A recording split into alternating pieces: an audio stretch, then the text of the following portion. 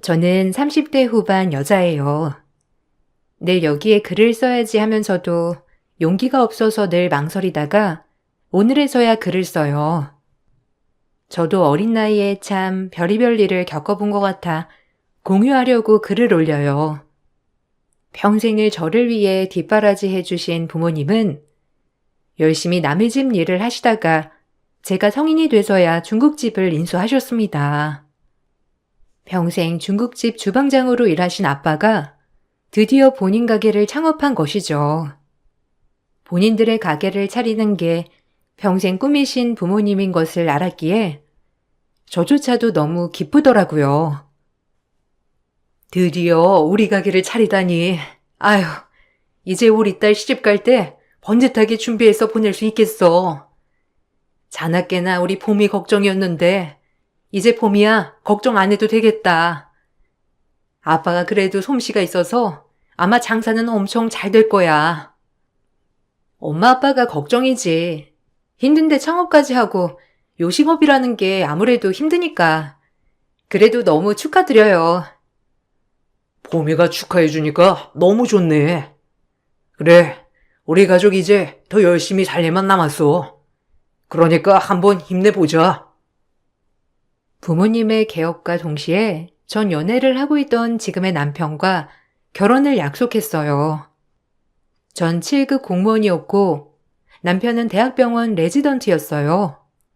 의사인 남자친구가 부담스럽긴 했지만 저 역시 딱히 꿀릴 건 없다고 생각했기에 결혼을 결심했어요. 하지만 그건 저만의 착각이었죠. 예비 시어머니 되실 분은 결혼 전부터 저를 마음에 들어하지 않으셨어요. 아주 대놓고 말이죠. 뭐? 중국집 딸내미? 너 생각이 있는 거니? 아휴, 내가 너 그러라고 어렸을 때부터 뒷바라지 하면서 공부시켰는 줄 알아? 나 진짜 입에도 담기 싫다. 어떻게 중국집 하는 집 딸을 데리고 와? 공무원인 것도 마음에 안 들어. 얼마나 숨 막힐 거야? 절대 안 그래요. 그리고 부모님이 열심히 사셔서 중국집 하는 건데 직업에 귀천이 어디 있다고. 그렇게 따지면 아버지는 일용직 하시면서 저 이렇게 키우신 건데 이제 와서 왜 엄마가 그러시는지 모르겠어요. 봄이 허락해 주세요. 착한 애예요. 그건 그때고 지금은 그래도 너희 아빠가 남겨준 유산 때문에 우리가 어디 과거 일은 생각하고 살고 있니? 남들은 네 아빠 일용직이었던 것도 몰라. 알겠어? 너 그런 과거 얘기 하고 다니지 마. 굳이 내 얼굴에 침 뱉는 꼴이니까. 남편의 집은 어려서 엄청 가난했는데 시아버지가 돌아가시기 전까지 매일 일용직 생활을 하며 열심히 사셨다고 해요. 나이가 드시고 지병으로 돌아가시긴 했지만 남겨주신 보험금으로 어머님과 남편은 어렵지 않게 생계를 꾸려갔던 거죠. 그러고 나니 시어머니는 본인의 과거를 잊은 채 아들이 의사라는 이유로 사람들을 가리고 늘 차별하시는 분이었어요. 그런 어머님이어서 걱정은 했지만 결혼하면 괜찮겠지라는 안일함과 남편에게 어머님을 잘 설득시키라고 했어요. 나 당신이 어머님 설득 못하면 결혼 안 해. 그런 줄 알아. 중국집 하는 게 창피한 것도 아니고 참 자기네도 어렵게 살았다며. 그런데 그걸 이해 못하셔? 그게 더 이해가 안 가. 일단 나랑 결혼하고 싶으면 자기가 설득해. 그러기 전엔 나도 반대야. 너까지 그러면 나보고 어떡하라고. 난 너랑 결혼할 거니까 그런 줄 알아. 나중에 엄마도 다 허락하실 거야. 그리고 어렵게 사셨던 분이라서 그냥 혼자 피해의식이 좀 있으신 거야. 내가 더 좋은 집에 장가가길 바라시는 마음도 있으실 거고. 우리 진짜 가난했다고 했잖아. 그래서 걱정이 되어서 그러시는 거야. 너무 그렇게 생각하지 말아줘. 내가 잘 설득해 볼게. 전 이 부분에 있어서 남편에게 어머님을 설득시키라고 하였고, 그렇지 않으면 결혼은 절대 안 되겠다고 하였죠. 불행 중 다행인지 남편이 끈질기게 어머님을 설득한 덕분에 저희는 결혼을 할 수 있게 되었죠. 하지만 결혼을 준비하는 과정에서도 시어머니는 저희 집안을 무시하는 발언을 서슴지 않았어요. 그걸 알고도 저희 부모님은 저에게 피해가 갈까봐 꼭 참으시더라고요. 하나밖에 없는 딸이 사랑하는 사람과 결혼을 해서 알콩달콩 사는 모습을 보는 것이 소원이었던 부모님이었기에 이런 모욕도 다 견뎌내셨던 거예요. 그 모습을 보고 있자니 마음이 안 좋더라고요. 시어머니가 원망스럽기도 하고 남편이 믿기도 했어요. 뭐 어차피 우리가 볼 일이 많이 있겠어요. 결혼식이나 이럴 때나 보는 거지. 에휴, 사실 이 결혼 딱 보면 우리 아들이 굉장히 믿지는 결혼이잖아요. 아무리 공무원이라고 해도 옛날 공무원이지. 요새 뭐 철밥통 아닌 지도 오래됐고. 네? 뭐 사돈이 그렇게 생각한다고 하면 저희가 따로 드릴 말씀은 없네요. 저희는 부족하지만 그래도 딸아이는 절대 부족하지 않게 배울 수 있는 거 다 배우게 하며 키웠어요. 그러니까 딸아이 좋게 봐주시고 애들 축복만 바라죠, 우리. 아니, 입장 바꿔 생각해봐요. 우리? 뭐 사돈은 좋으시겠죠? 어디 의사 사이를 보시겠어요? 언감생심? 말이 의사지. 요새 사자 들어가는 직업이 얼마나 고귀한데. 우리 아들 남주기 아까웠는데 진짜 땡 잡으신 거예요. 엄마, 그만하세요. 이게 무슨 무례예요. 죄송합니다, 장인어른 장모님. 제가 대신 사과드릴게요. 죄송해요. 어머님이 자네 의사 만드느라 아주 고생하셨나 보구만. 뭐 사돈 고생하신 건 저도 익히 들어서 합니다만 어디 귀하지 않은 자식이 있겠나요? 저희 딸도 그저 귀하게 자랐다고 여겨주세요. 어느 자식이 아깝고 그런 게 무슨 소용이에요? 이왕 시키기로 한 결혼 우리 웃으면서 시켰으면 좋겠네요. 저라고 딸아이가 매우 아깝지 않은 건 아니니까요. 아셨죠?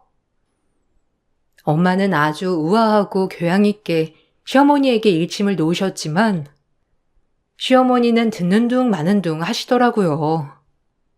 남편도 민망했는지 저희에게 사과를 했지만 그 자체에서 부들부들 떨리더라고요. 대놓고 저희 부모님을 모욕하는 것 같아 기분이 너무 나빴어요. 그러고 나서 결혼을 하고 보니 시어머니는 제가 생각했던 것보다 훨씬 더 저를 못마땅해 하시더라고요. 사사건건 중국집 얘기를 꺼내며 저희 집안을 깡그리 무시하는 건 일상이었어요. 속상했어요.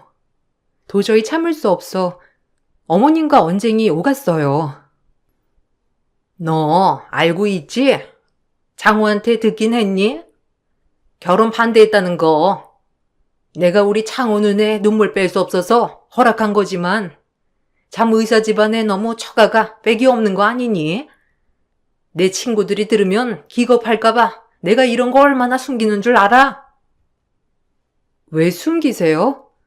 전 저희 부모님 창피하지 않고 오히려 당당한데요. 굳이 숨기실 필요 없어요. 중국집 하는 게 뭐가 어떻다고 숨기세요. 그러지 마세요, 어머님. 창훈 씨한테 듣기론 굉장히 어렵게 살았다고 들었는데 대단한 거죠. 오히려 그런 게. 뭐? 어렵긴 누가 어려워, 우리 집이? 우리 집이 얼마나 명망 있는 집안인데? 참나, 장호가 뭘 오해하고 너한테 잘못 얘기했나 본데? 아니다. 너랑 공감대 형성하려고 억지로 그렇게 얘기한 거 아니니? 우리 집안이 어떤 집안인데? 요즘 세상에 위아래가 어디 있나요? 저도 며느리로서 잘할 테니까 어머님도 저희 집안에 대해 선 넘지 않으셨으면 해요. 뭐라고? 우리 아들 레지던트 끝나면 전문의 시험 보고 바로 개원할 건데 너네 집안이 그거 도와줄 수 있어? 아, 어머니, 설마 그런 것 때문에 저 반대하신 거예요? 어머님 정말 너무하시네요. 어떻게 그런 것만 생각하시고. 당연히 생각해야지. 너 의사 남편 얻기가 어디 쉬운 줄 아니? 내가 얼마나 피땀 흘려 고생해서 키운 건데 네가 거저 먹어? 거저 먹다뇨. 저 한 번도 이한테 꿀린다고 생각해 본 적 없어요. 어머님이 도대체 어떤 며느리를 원하는지 모르겠네요.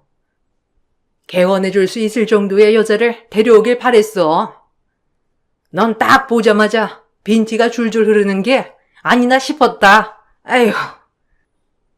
어머님은 저희 집에서 남편 개원할 때 조금이라도 도움이 될 수 있냐며 대놓고 물어보셨고, 저희 집은 그럴 형편이 되지 않았기에 그럴 수 없다고 얘기를 하자 역시나 어머님은 며느리를 잘못 들였다고 혀를 차셨어요. 자존심이 상하더라고요. 결혼한 지 얼마 되지 않아서 충격을 받았긴 했지만 최대한 의연한 척 했어요. 부모님이 자부심이 있어 하는 중국집 운영이 이렇게 시댁에서 멸시를 받고 계시다는 걸 알면 친정 부모님들이 정말 속상해 하실 것 같은 마음이 들면서 눈물도 나더라고요. 슬프기도 했고요. 미안해. 우리 엄마가 원래 자격지심도 심하시고 본인 살아왔던 건 전혀 모르셔. 네가 이해해. 워낙 어렵게 살아서 그냥 본인 트라우마 때문에 더 그러시는 것 같아.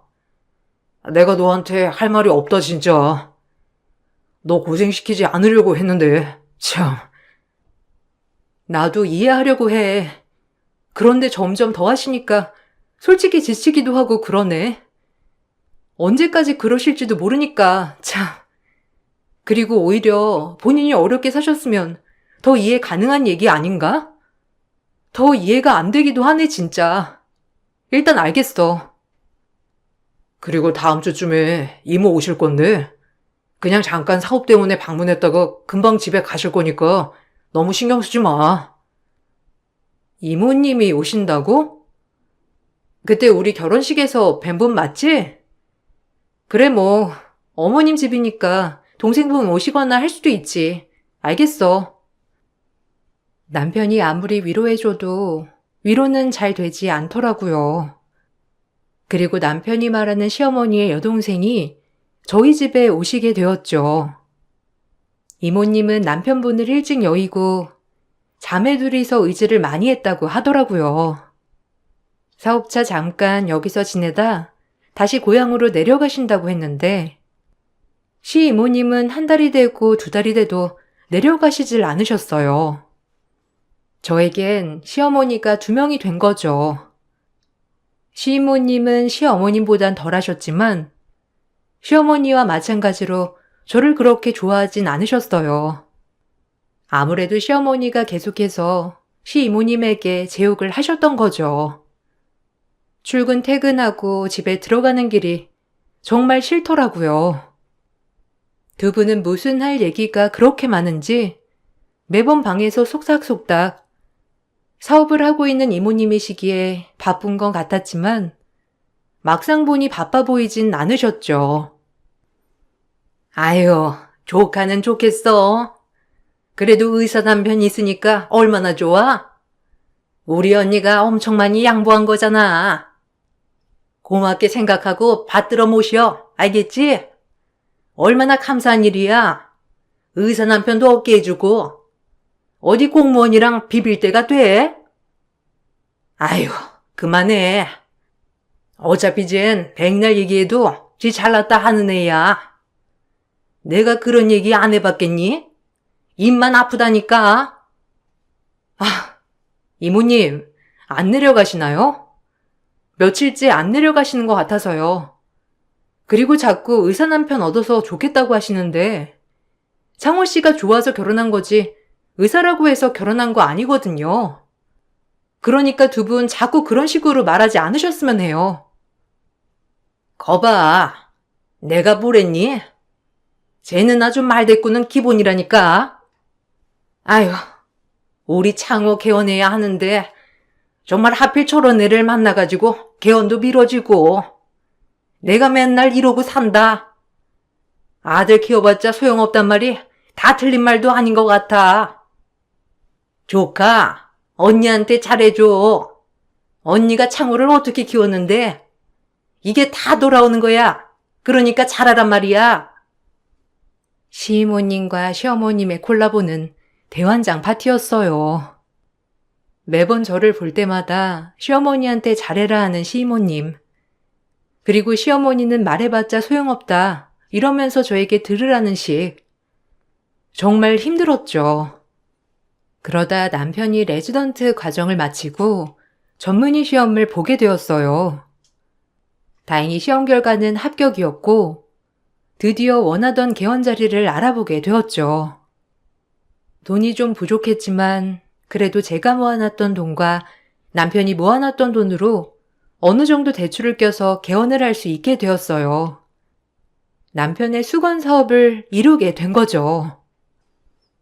아휴, 대출이라니. 정말 마음에 안 든다.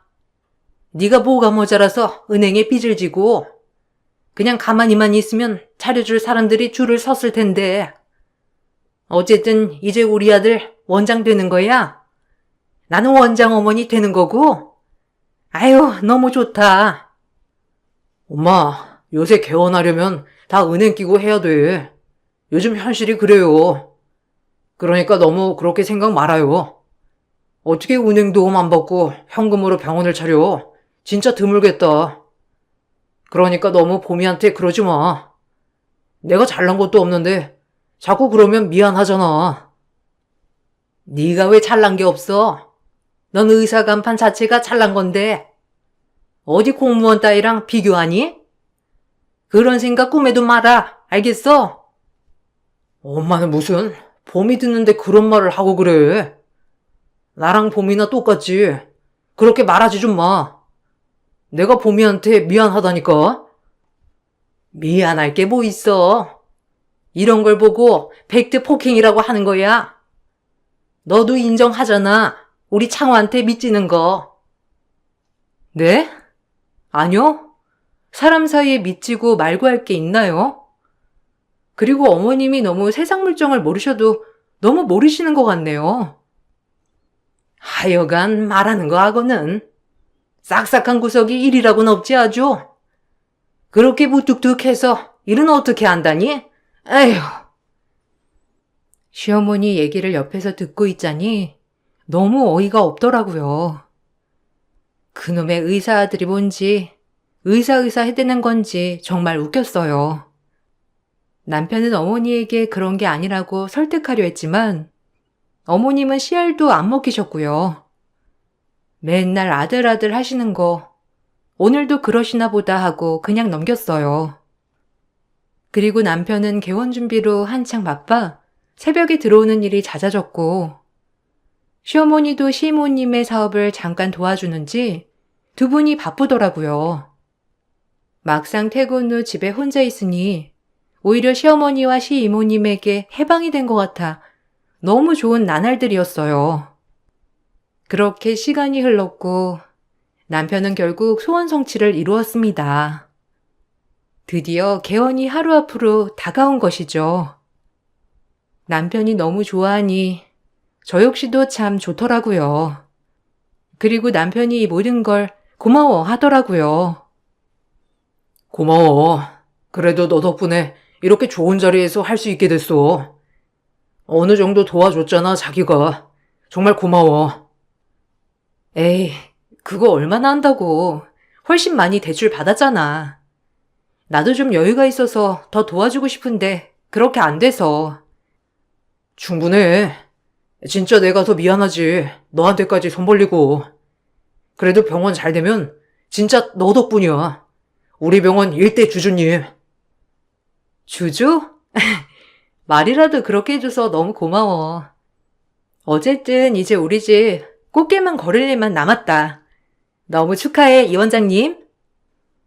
남편과 그렇게 축배를 터뜨리고 있을 무렵이었죠.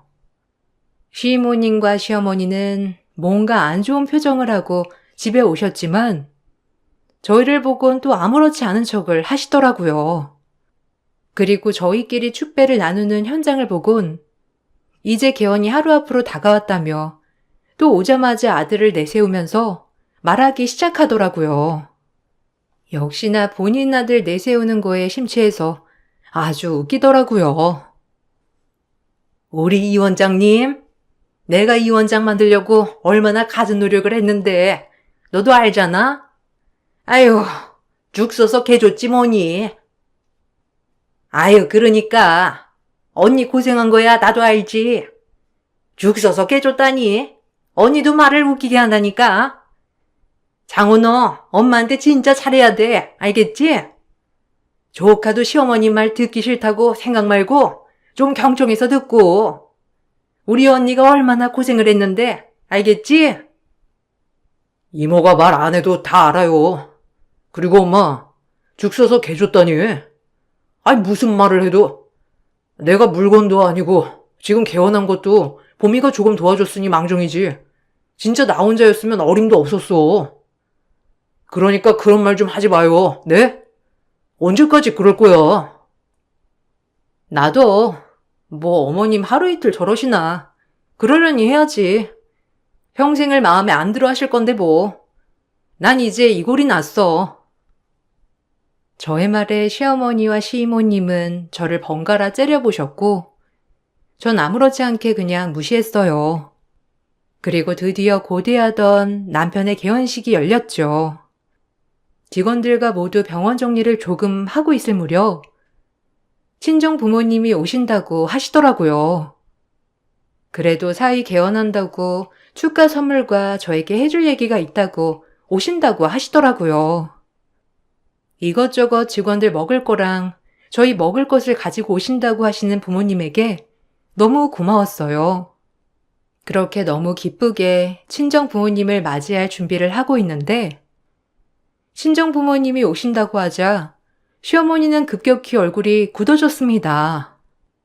그리고 직원들이 다 있는 데서 소리를 질렀죠. 아, 기가 막혀. 너 생각이 있는 거니? 내가 너 원래도 좀 경우 없는 건 알았지만 어떻게 우리 이 원장 체면도 있지. 중국집 하는 엄마를 오시게 해. 너 우리 아들 얼굴에 먹칠하는 거니? 아서라. 요리만 보내라고 해. 어딜 와 오긴. 직원들 보는 눈도 생각해야지. 이 원장 처갓집이 중국집 한다고 하면 어찌나 수군거릴 거야. 넌 생각이 있는 거니? 뭐라고요? 어머님 어떻게 말씀을 그렇게 하실 수가 있어요? 중국집 하는 게 뭐가 어떻다고? 그럼 도대체 어머님은 뭐 얼마나 고상하신데 그렇게 말씀하시는 거예요? 정말 너무하시네요. 끝까지 그놈의 중국집 타령 오히려 천박해요. 뭐야? 어쨌든 내가 다른 건 다 양보해도 우리 이 원장 개업식에 너네 엄마 오는 꼴은 못 보니까 그런 줄 알아. 아니요. 보기 싫으면 어머님이 가시면 되겠네요.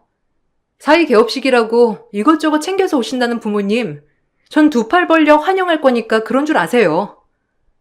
보기 싫으시면 가시던지 하세요. 그게 깔끔하겠네요.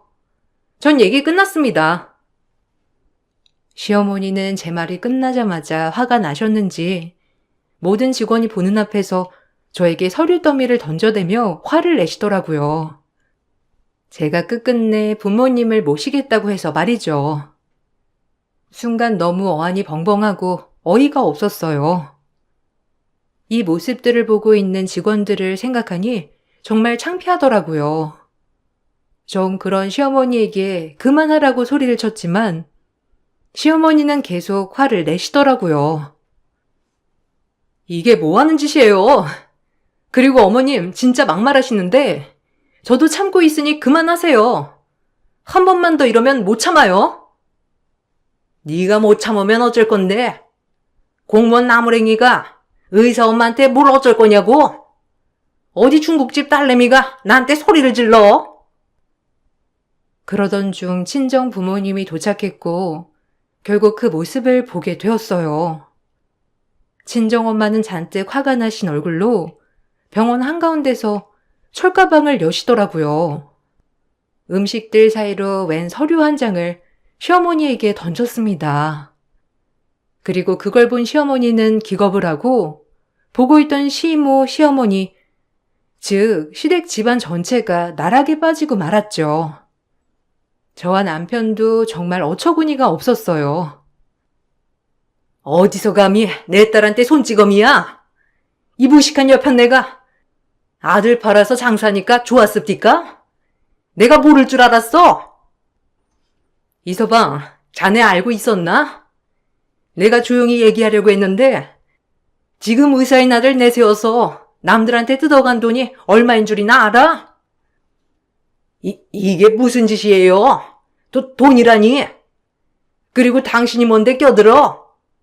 중국집이나 하는 무식한 여편네가 어딜 껴드냐고? 무식한 여편네? 너야말로 무식하다 이 여편네야. 평생을 아들 등골 빼먹으려고 작정한 여편네도 아니고 자네 이모랑 엄마란 사람이 자네 여기 개원하는 거 믿고 본인들 사업자금을 얼마나 뜯어간 줄 알아? 내가 이거 우리 가게 단골들한테 들은 얘기야. 알아? 이 서류 봐봐. 당신 엄마랑 이모한테 투자한 사람들이지. 이게 엄마로서 할 짓이냔 말이야. 내가 키운 아들 이렇게라도 써먹어야지. 그럼 그대로 둬? 아니 내 아들 내가 팔겠다는데 당신이 뭔 상관이야? 그리고 이 사업이 얼마나 기막힌 사업인데 그렇게 보여 그래? 평생 주방에서 짱깨나 만들던 인간들이 뭘 알아? 모르겠지 당연히. 당신 아들이 불쌍하다. 이런 엄마 밑에서 평생을, 아휴, 당신은 지금 뭐가 잘못됐는지도 모르지? 정말 무지하고 무식하다. 엄마가 가져온 서류를 보고 경악을 했어요. 시이모님은 예전부터 항상 이상한 다단계 사업을 하셨는데 그것도 모자라 어머님까지 끌어들여 개원한다는 의사 아들을 앞세워 동네 사람들에게 전부 돈을 투자받고 다닌 것이죠. 여기에 개원을 하는 아들이기에 당연히 의사 아들을 둔 사람이 돈을 떼먹었을 일은 없을 거니 순진한 동네 사람들은 너도 나도 할 것 없이 말도 안 되는 사업에 투자를 한 거였어요. 오로지 제 남편 얼굴만 보고 말이죠. 그리고 동네 사람들은 저희 부모님 가게에 와서 이러한 사실들을 다 얘기했다고 해요. 친정 엄마와 아빠는 그 얘기를 듣고 기겁을 하시고 저에게 따로 말씀을 하려고 했고요. 이 모든 사실을 듣자마자 정말 어이가 없었습니다. 심지어 이모님과 어머님이 하려고 했던 사업의 일부는 정말 말도 안 되는 외국에서 랍스터를 싸게 들여와서 정말 세게 팔자는 그런 어처구니 없는 사업 아이템이었기에 진행이 될 리 만무했고요. 투자금만 날리고 둘 다 개털이었던 셈이었죠. 이 사실이 발각이 되자 시어머니와 시이모는 당황한 채로 굳어지셨어요. 이게 다 무슨 소리예요? 창호 씨 얼굴 팔아서 돈을 그렇게 투자받고 다녔다고요? 아, 기가 막혀. 본인 아들 그렇게 생각한다면서 지금 이게 뭐 하는 짓이냐고요? 입이 있으면 말씀이라도 하셔야 할 거 아니에요? 이게 사실이에요? 네? 엄마, 이게 사실이야? 아니, 엄마가 왜 이런 짓을? 지금 이런 사업이 이루어질 거라고 생각하고 그런 거야? 말도 안 되잖아. 아니, 가만히나 있지. 이 돈 어떻게 갚으려고? 투자금은 잘 있죠? 빨리 돌려줘야지. 이거 말도 안 되는 사업 아이템이잖아, 어? 아휴, 아니 투자했는데 다 날렸어. 근데 금방 회복할 거야, 그치? 네가 말해봐. 네가 더 잘 알잖아. 회복한다고 했잖아. 아, 그럼 시간이 좀 걸려서 그렇지. 원금 회수할 거니까 너무 걱정 마라. 창호야, 이 몸 있지? 꼭 믿어야 한다. 믿는 소리하고 앉아있네. 지금 어떻게 흘러가는지 모르겠어요? 당신들 이 돈 다 못 갚으면 깜빵 간다고 알아, 이 여편네들아? 엄마 진짜? 나 이제 엄마 실드 못 쳐줘. 지쳤어, 나도 이제. 나 좀 살자, 어? 그러니까 이번 일 엄마가 해결해, 알겠어? 엄마의 말에 이제서야 정신이 번뜩 들었는지 시이모와 시어머니는 그 자리에서 주저앉아 엉엉 우시더라고요. 기가 막혔어요. 직원들도 너나 할 것 없이 당황해 있고 남편만 난감하게 되었죠. 그리고 역시나 그날 일이 일어나고 투자자들은 병원에 들어와서 투자금을 회수하려 들었어요. 어처구니가 없었어요. 그리고 전 이번 일을 가만히 넘기면 안 되겠다고 생각을 했고 남편 또한 심각성을 느꼈어요. 그리고 결국 저희에게 받아낼 돈이 없자 투자자들은 시어머니와 시이모를 고소하기 시작하더라고요. 오히려 잘됐다 생각했습니다. 순진한 사람들 꼬셔서 돈을 뜯어냈으니 벌은 받아야 한다고 생각했거든요. 절대적으로 말이죠. 얘, 도와줘라, 응? 너 여윳돈 있잖아. 아니 공무원 대출이라도 받아서 그거 갚아주면 안 되니? 이럴 때 공무원이 얼마나 좋아. 대출도 잘 되고. 우리 아들은 한번 개원할 때 대출 받아서 너밖에 없어. 지금 나 살려줄 사람 공무원 며느리 덕 좀 보자. 공무원 며느리? 왜요? 그렇게 아들한테 딸린다면서요. 왜 저한테 그래요? 전 절대 대출 받아서 어머님 빚 갚아줄 생각 전혀 없으니까 사기친 죄 달게 받으세요. 어떻게 무서운 줄 모르고 아들 팔아서 장사를 해요? 저 정말 이해가 안 가서 그래요. 그러니까 한 번만 봐달라는 거야. 내가 너무 몰랐어. 그저 내 동생 말만 믿고, 아휴, 당연히 떼돈 벌 줄 알았지. 남의 눈에 눈물 빼면 원래 피눈물 나는 거예요. 그 투자자들이 무슨 죄예요? 엄마한테 얘기 들어보면 시장 상인들도 많던데. 새벽부터 지금까지 일하는 사람들 코 묻은 돈으로 당신들은 사기친 거라고, 알겠어? 벌 달게 받아요.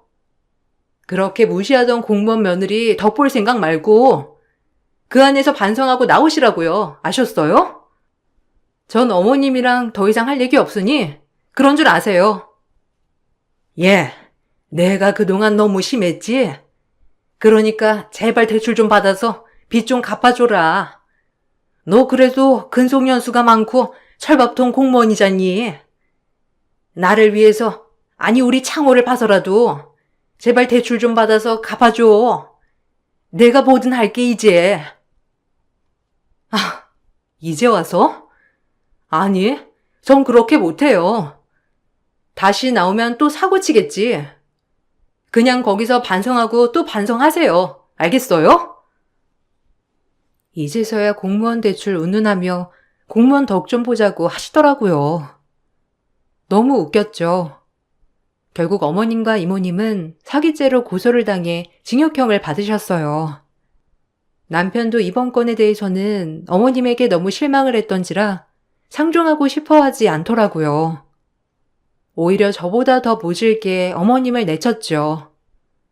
그 모습을 보고 한편으론 안쓰러웠지만 한편으론 본인이 거둔 죄 달게 받아라 했네요. 아빠 돌아가시고 아빠가 남겨준 생명보험금으로 나 여기까지 온 건데 엄마가 도대체 나한테 해준 게 뭐가 있다고 지금 이렇게 날 힘들게 하는 거예요? 아, 학자금 대출 받아가며 의사 내가 됐지.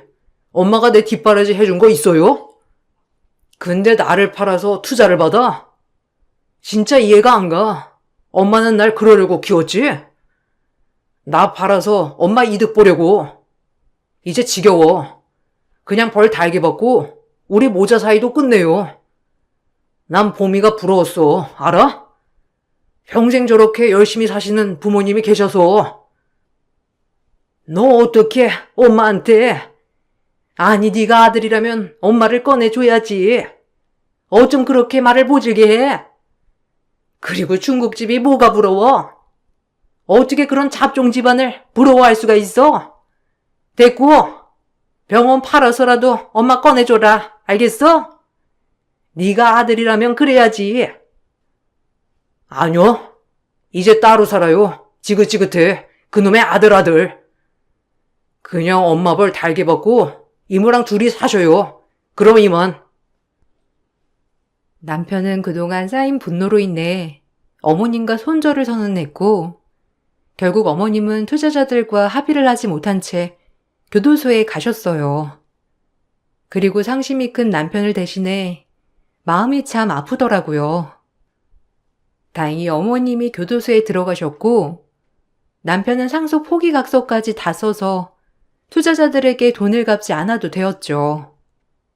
그리고 한참 이 문제로 동네 바닥에서 소문이 나 병원이 시끄러웠지만 워낙 실력이 출중한 안과 의사였던 남편이었기에 다행히 문전성시를 이루게 되었답니다. 정말 다행이더라고요. 그리고 직원들도 처음엔 저희를 색안경을 끼고 봤지만 오히려 지금은 남편을 잘 따르고 참 남편을 위해 많이 애써 주더라고요. 그런 직원들한테도 얼마나 고맙던지 모든 걸 다 보고도 계속 남편을 지지해주고 응원해준다는 게 정말 고맙더라고요. 마음고생 많았을 텐데 이제는 다 잊고 새 출발하자. 그리고 내가 옆에서 잘 보필해줄 테니까 너무 걱정 마라. 알겠지? 고맙다. 너 없었으면 아마 버티기 힘들었을 거야. 이제 엄마랑도 끝났으니 나한테 가족은 너랑 처가 식구뿐이야. 얼마나 마음이 안 좋을까. 당신 그 마음 먹기까지 힘들었다는 거 알아. 그러니까 너무 걱정 말고 우리 서로 의지하며 살자. 그렇게 남편과 저는 모든 걸 다 잊고 새 출발을 시작했어요. 지금은 예쁜 아이도 낳고 병원도 잘 되어 안정적으로 살아가고 있답니다. 물론 친정 부모님들도 남편에게 친부모님처럼 잘해주시려고 노력하고 계시고요. 오히려 몰상식한 시어머니가 떨어져 나가니 정말 아무 문제 없이 평탄하게 흘러가더라고요. 그렇게 아들 노래를 부르던 시어머니는 아들을 이용해 돈을 갈취했고 그런 것도 모자라 그 돈을 갚아달라며 뻔뻔하게 나오셨죠. 그리고 저를 성에 차지 않는다며 매번 싫어하시다가 마지막에 대출을 받아달라는 둥 아쉬운 소리를 하셨던 어머니. 참 지금 생각해도 너무 실물나는 나날이었어요. 그때 어떻게 버텼나 싶을 정도로 말이에요. 여기에 쓴 글을 제외하고도 늘 인격 모독을 당했던 적이 많았는데 정말 너무 많아서 셀 수가 없어요. 그래도 지금 이렇게 꽃길을 걷고 있으니 지나간 과거도 나의 인생 경험이려니 생각할랍니다. 여러분들도 아픈 과거가 있어도 그 과거를 딛고 꼭 일어나시길 바랄게요. 그럼 이만 글을 마치겠습니다. 읽어주셔서 감사합니다. 안녕하세요. 저는 50대 초반 여자입니다. 그동안 시댁 집안의 며느리로 살아오면서 많이 느끼고 있었지만 이번에 겪게 된 일은 정말 너무한 것 같아 사연을 신청하게 되었습니다. 시모는 형님의 아들 조카와 제 딸을 항상 비교하면서 안 좋은 시선으로 바라봤어요. 태어날 때부터였으니까 벌써 20년이 훌쩍 넘어버렸죠.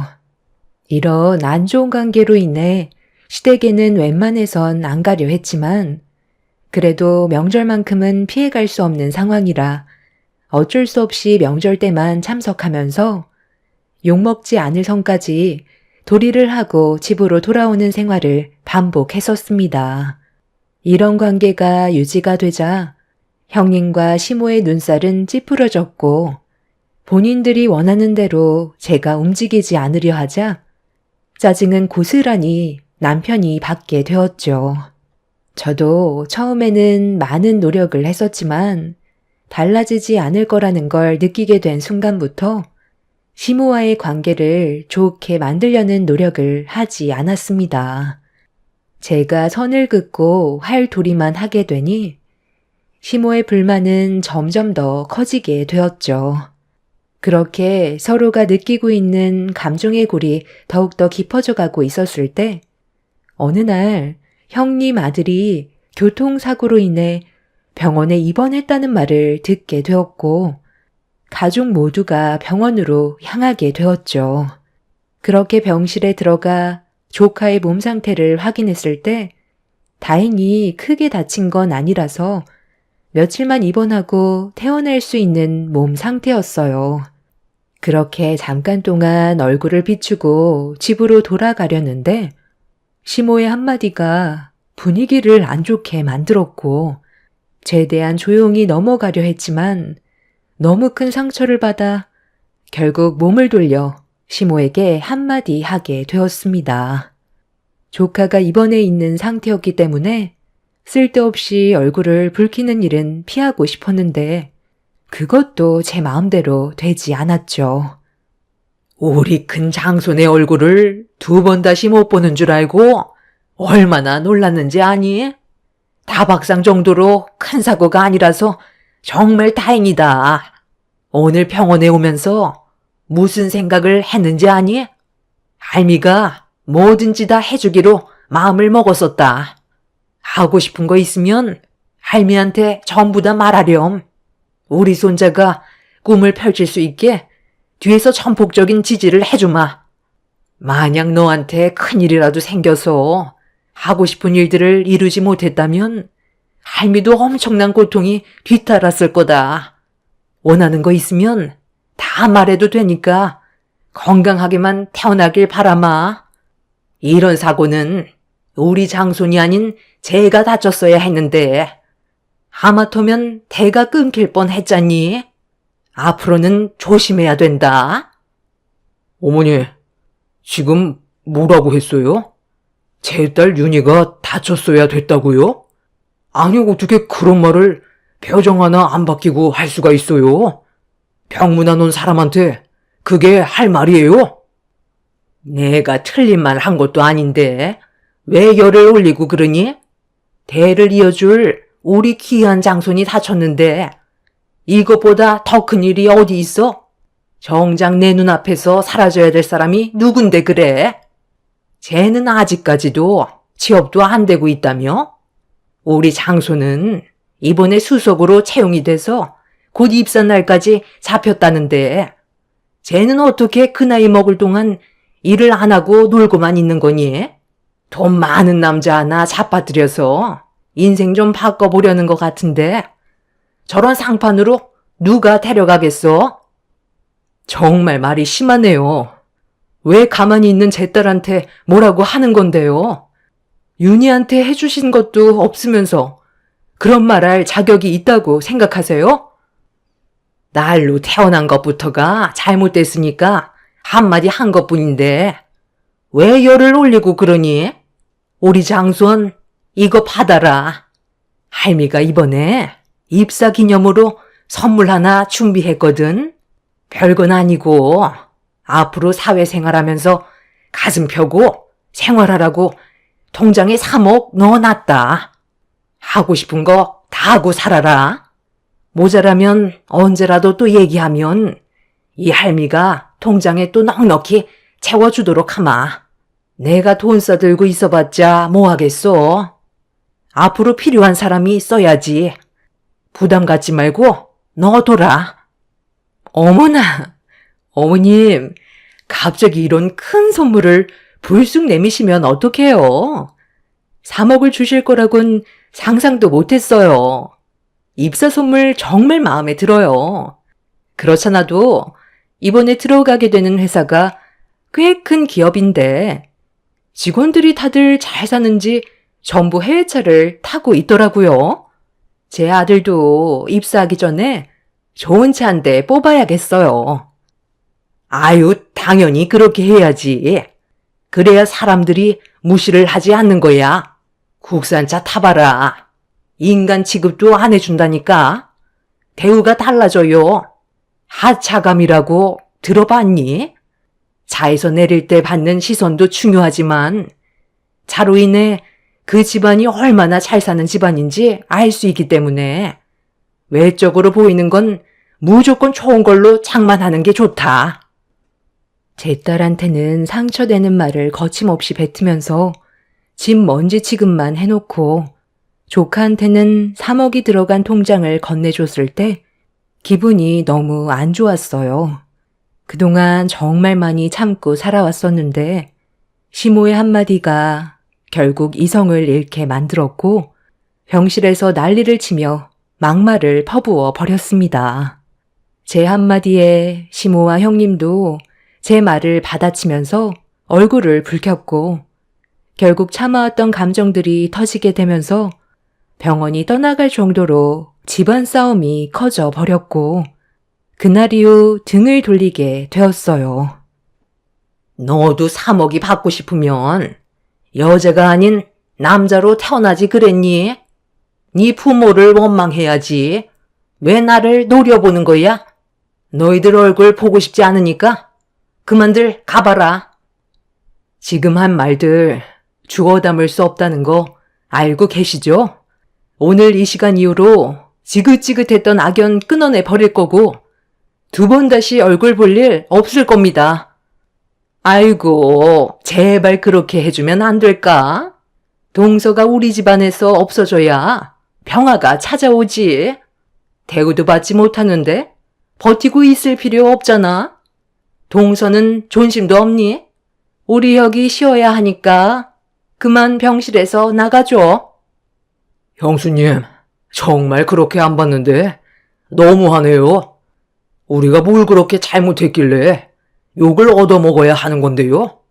혁이가 교통사고 났다는 말에 걱정돼서 찾아왔는데 어떻게 우리한테 그런 막말을 할 수가 있어요? 형은 왜 가만히 있는데? 누가 봐도 엄마랑 형수가 잘못해서 상황이 이렇게까지 안 좋아진 거 모르는 거 아니잖아. 팔은 안으로 굽는다는 거 몰라요? 여기서 혁이 아빠가 서방님이랑 동서 편을 들어준다면 집안 꼴이 어떻게 돌아가겠어요? 서방님네는 그냥 가주는 게 가족의 평화를 만들 수 있는 제일 좋은 방법이에요. 그러니 창피하게 더 이상 소란 피우지 말고 그만 나가요. 우리 혁이가 지금 많이 불편해하는데 언제까지 있을 거예요? 그래, 일단 그만들 돌아가라. 여기 있어봤자 서로 싸우기밖에 더 하겠어?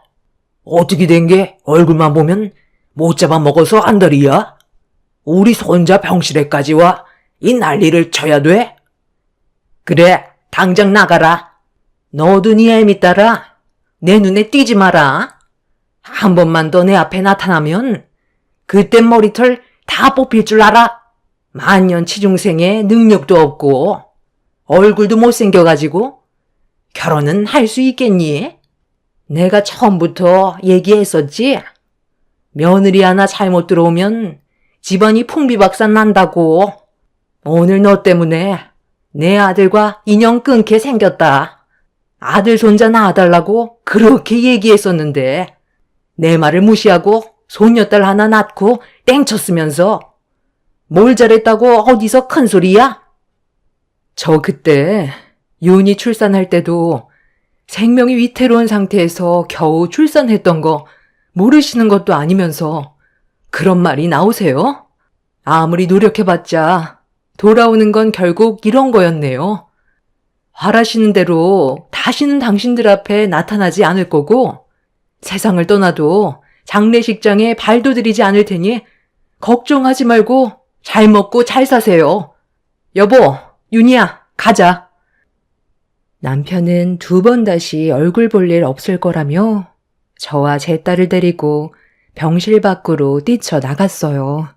저는 흥분을 가라앉히지 못한 상태로 한바탕 난리를 친 뒤 집으로 돌아오게 되었고 제 딸은 상처를 많이 받았는지 방에 들어가 참아왔던 눈물을 결국 터뜨리고 말았습니다. 남편과 저는 그날 이후 2번 다시 시댁 식구들의 얼굴을 보고 싶지 않았어요. 어떠한 일들이 생겨도 절대로 그 집안 인간들과 만날 생각은 조금도 없었습니다. 그렇게 저희 가족은 모든 연락수단을 전부 다 차단해 버렸고 혹시 모를 일들이 생기게 될까봐 집까지 내놓게 되었죠. 그들의 도움이 없어도 충분히 잘 먹고 잘 살아갈 수 있기 때문에 굳이 얼굴을 보게 되는 일들을 만들고 싶지가 않았습니다. 시댁 집안과 저희 집의 거리가 먼 것도 아니고 걸어서 20분이면 도착하는 거리이기 때문에 오다 가다 마주칠 확률이 높아 그런 것도 없애버리고 싶었어요. 남편도 시댁 집안 식구들한테 너무 질려 버렸다면서 적극적으로 다른 지역의 집을 알아보고 있었죠. 그렇게 시간이 흐르고 이사 날짜까지 확정받은 상태에서 짐을 정리하고 있었는데 딸이 늦은 저녁 시간에 잠깐 나갔다 오겠다면서 외출을 했어요. 근처에 친구가 산다고 했었는데 이사를 가게 되면 자주 얼굴을 못 보게 되니 이해해 주었고 예민하게 생각하지 않고 있었습니다. 그런데 어느 날부터인가 외박을 너무 자주 하길래 좀 신경이 쓰이기 시작하더군요. 그래서 조심스럽게 만나는 사람이 여자인지 남자인지 확인해 보려고 물어보는 순간 남편과 저는 딸의 입에서 나온 한마디에 너무 놀라 입을 다물지 못하고 있었어요. 그동안 늦은 저녁 외박을 했던 이유는 남자를 만나고 있었다는 거였고 교제한 지 2년이 넘어간다는 말을 듣게 되었죠. 예상하지도 못했던 대답을 듣게 된 터라 할 말을 잃어버려 어떻게 말을 해줘야 될지 모르겠더라고요. 그런데 제 딸은 놀란 저에게 결혼까지 생각하고 있다면서 최대한 빠른 시일 내에 식을 올리고 싶다는 말까지 했고 얼굴빛이 사색이 된 저희 부부는 일단 어떤 남자인지 만나보는 게 좋을 것 같다면서 집으로 초대를 하게 되었습니다. 그리고 며칠 뒤 딸의 말처럼 진짜 건장한 남자를 집으로 데려왔어요. 너무 갑작스럽게 일이 벌어져서 많이 당황스러웠었죠. 이사를 가야 되는 상황이라 집안 꼴이 말이 아니었기 때문에 집 근처에 분위기 좋은 곳으로 자리를 옮겼고 그렇게 모두가 둘러앉았는데 제 딸과 만남을 가지고 있던 남자는 결혼까지 진심으로 생각하고 있다면서 연인이 되었던 상황을 설명해 주었어요. 2년 전에 제 딸이 카페에서 아르바이트를 하고 있었는데 매장 앞에서 충돌 사고를 목격했고 차에서 내린 남자는 오토바이에서 넘어진 남자 보고 괜찮냐고 몸 상태를 살펴보며 난감해하는 얼굴로 어디론가 전화를 하고 있었어요. 그런데 사고로 오토바이에서 넘어진 남자가 현금을 요구했고 조용히 처리하기를 바란다고 하길래 현금을 빼서 주려는 걸 제 딸이 목격하고 사고가 난 현장으로 달려가 현금을 건네주려는 걸 가로막았어요. 그리고 오토바이에서 넘어졌던 남자를 가리키면서 일부러 돈을 갈취하려고 부딪힌 거라며 카페 앞에 CCTV에 다 녹화가 돼 있다고 그 자리에서 경찰에 신고를 했고 범행을 계획한 그 사람은 상습범이라는 걸 알 수 있었습니다. 그 남자에게 도움을 줬던 제 딸은 그날 이후 조금씩 가까워지고 있었는데 그런 만남이 2년간 지속이 되었고 이미 상대 집안에는 벌써 인사까지 드렸다는 걸 듣게 되었죠. 딸은 제가 걱정을 할까봐 그동안 조심스럽게 만나고 있었는데 딸과 만나던 남자가 프로포즈하고 그 집안에 인사까지 드리게 되자 더 이상 숨길 필요가 없다고 생각했는지 저에게 거침없이 옆에 앉아있는 남자가 가지고 있는 좋은 점을 설명해 주었죠. 그 모습을 보고 있는데 딸도 좋은 남자 만나 행복하게 사는 모습을 보고 싶었어요. 제가 결혼을 반대할 이유도 없었고 벌써 인사까지 드린 뒤 결혼을 허락받았다는 말에 더는 고민하고 싶지도 않았습니다. 남편도 저와 같은 생각을 가지고 있었는지 앞으로 둘이 잘 됐으면 한다고 좋게 대화를 풀어나갔어요. 그렇게 둘의 결혼을 위해 상견례를 하게 되었고 예비 사돈분들께선 저희 집안과는 비교도 안 될 정도로 좋은 풍채를 가지고 있었습니다. 그리고 제 딸을 아주 좋게 봐주셨는지 예비사위가 제 딸과 만나는 동안 단 한 번도 얼굴에 미소를 잃은 적이 없었다면서 옆에 꼭 있어줘야 할 배우자감이라며 제 딸에 대한 칭찬을 아끼지 않으셨네요. 가진 것도 없고 취준생이라 걱정을 많이 하고 있었는데 제 딸의 전공이 예비사위가 다니고 있는 회사에서도 도움이 되는 전공이라 같이 일을 하기로 결정을 했다면서 예비 사돈어른이 회사의 경영주라는 걸 밝혔고 큰 회사를 이끌어가고 있다는 걸 듣게 되었습니다. 그러니까 제가 지금 듣게 된 걸 정리해보면 예비 사돈어른께서 회사의 대표시고 그 밑에서 예비사위가 경영일을 배우고 있다는 말씀이신데 아무리 제 딸의 전공이 회사에 도움이 되는 전공이라곤 하지만 저희 집안은 보시다시피 부유하지도 않고 지극히 평범하게 살아온 집안입니다.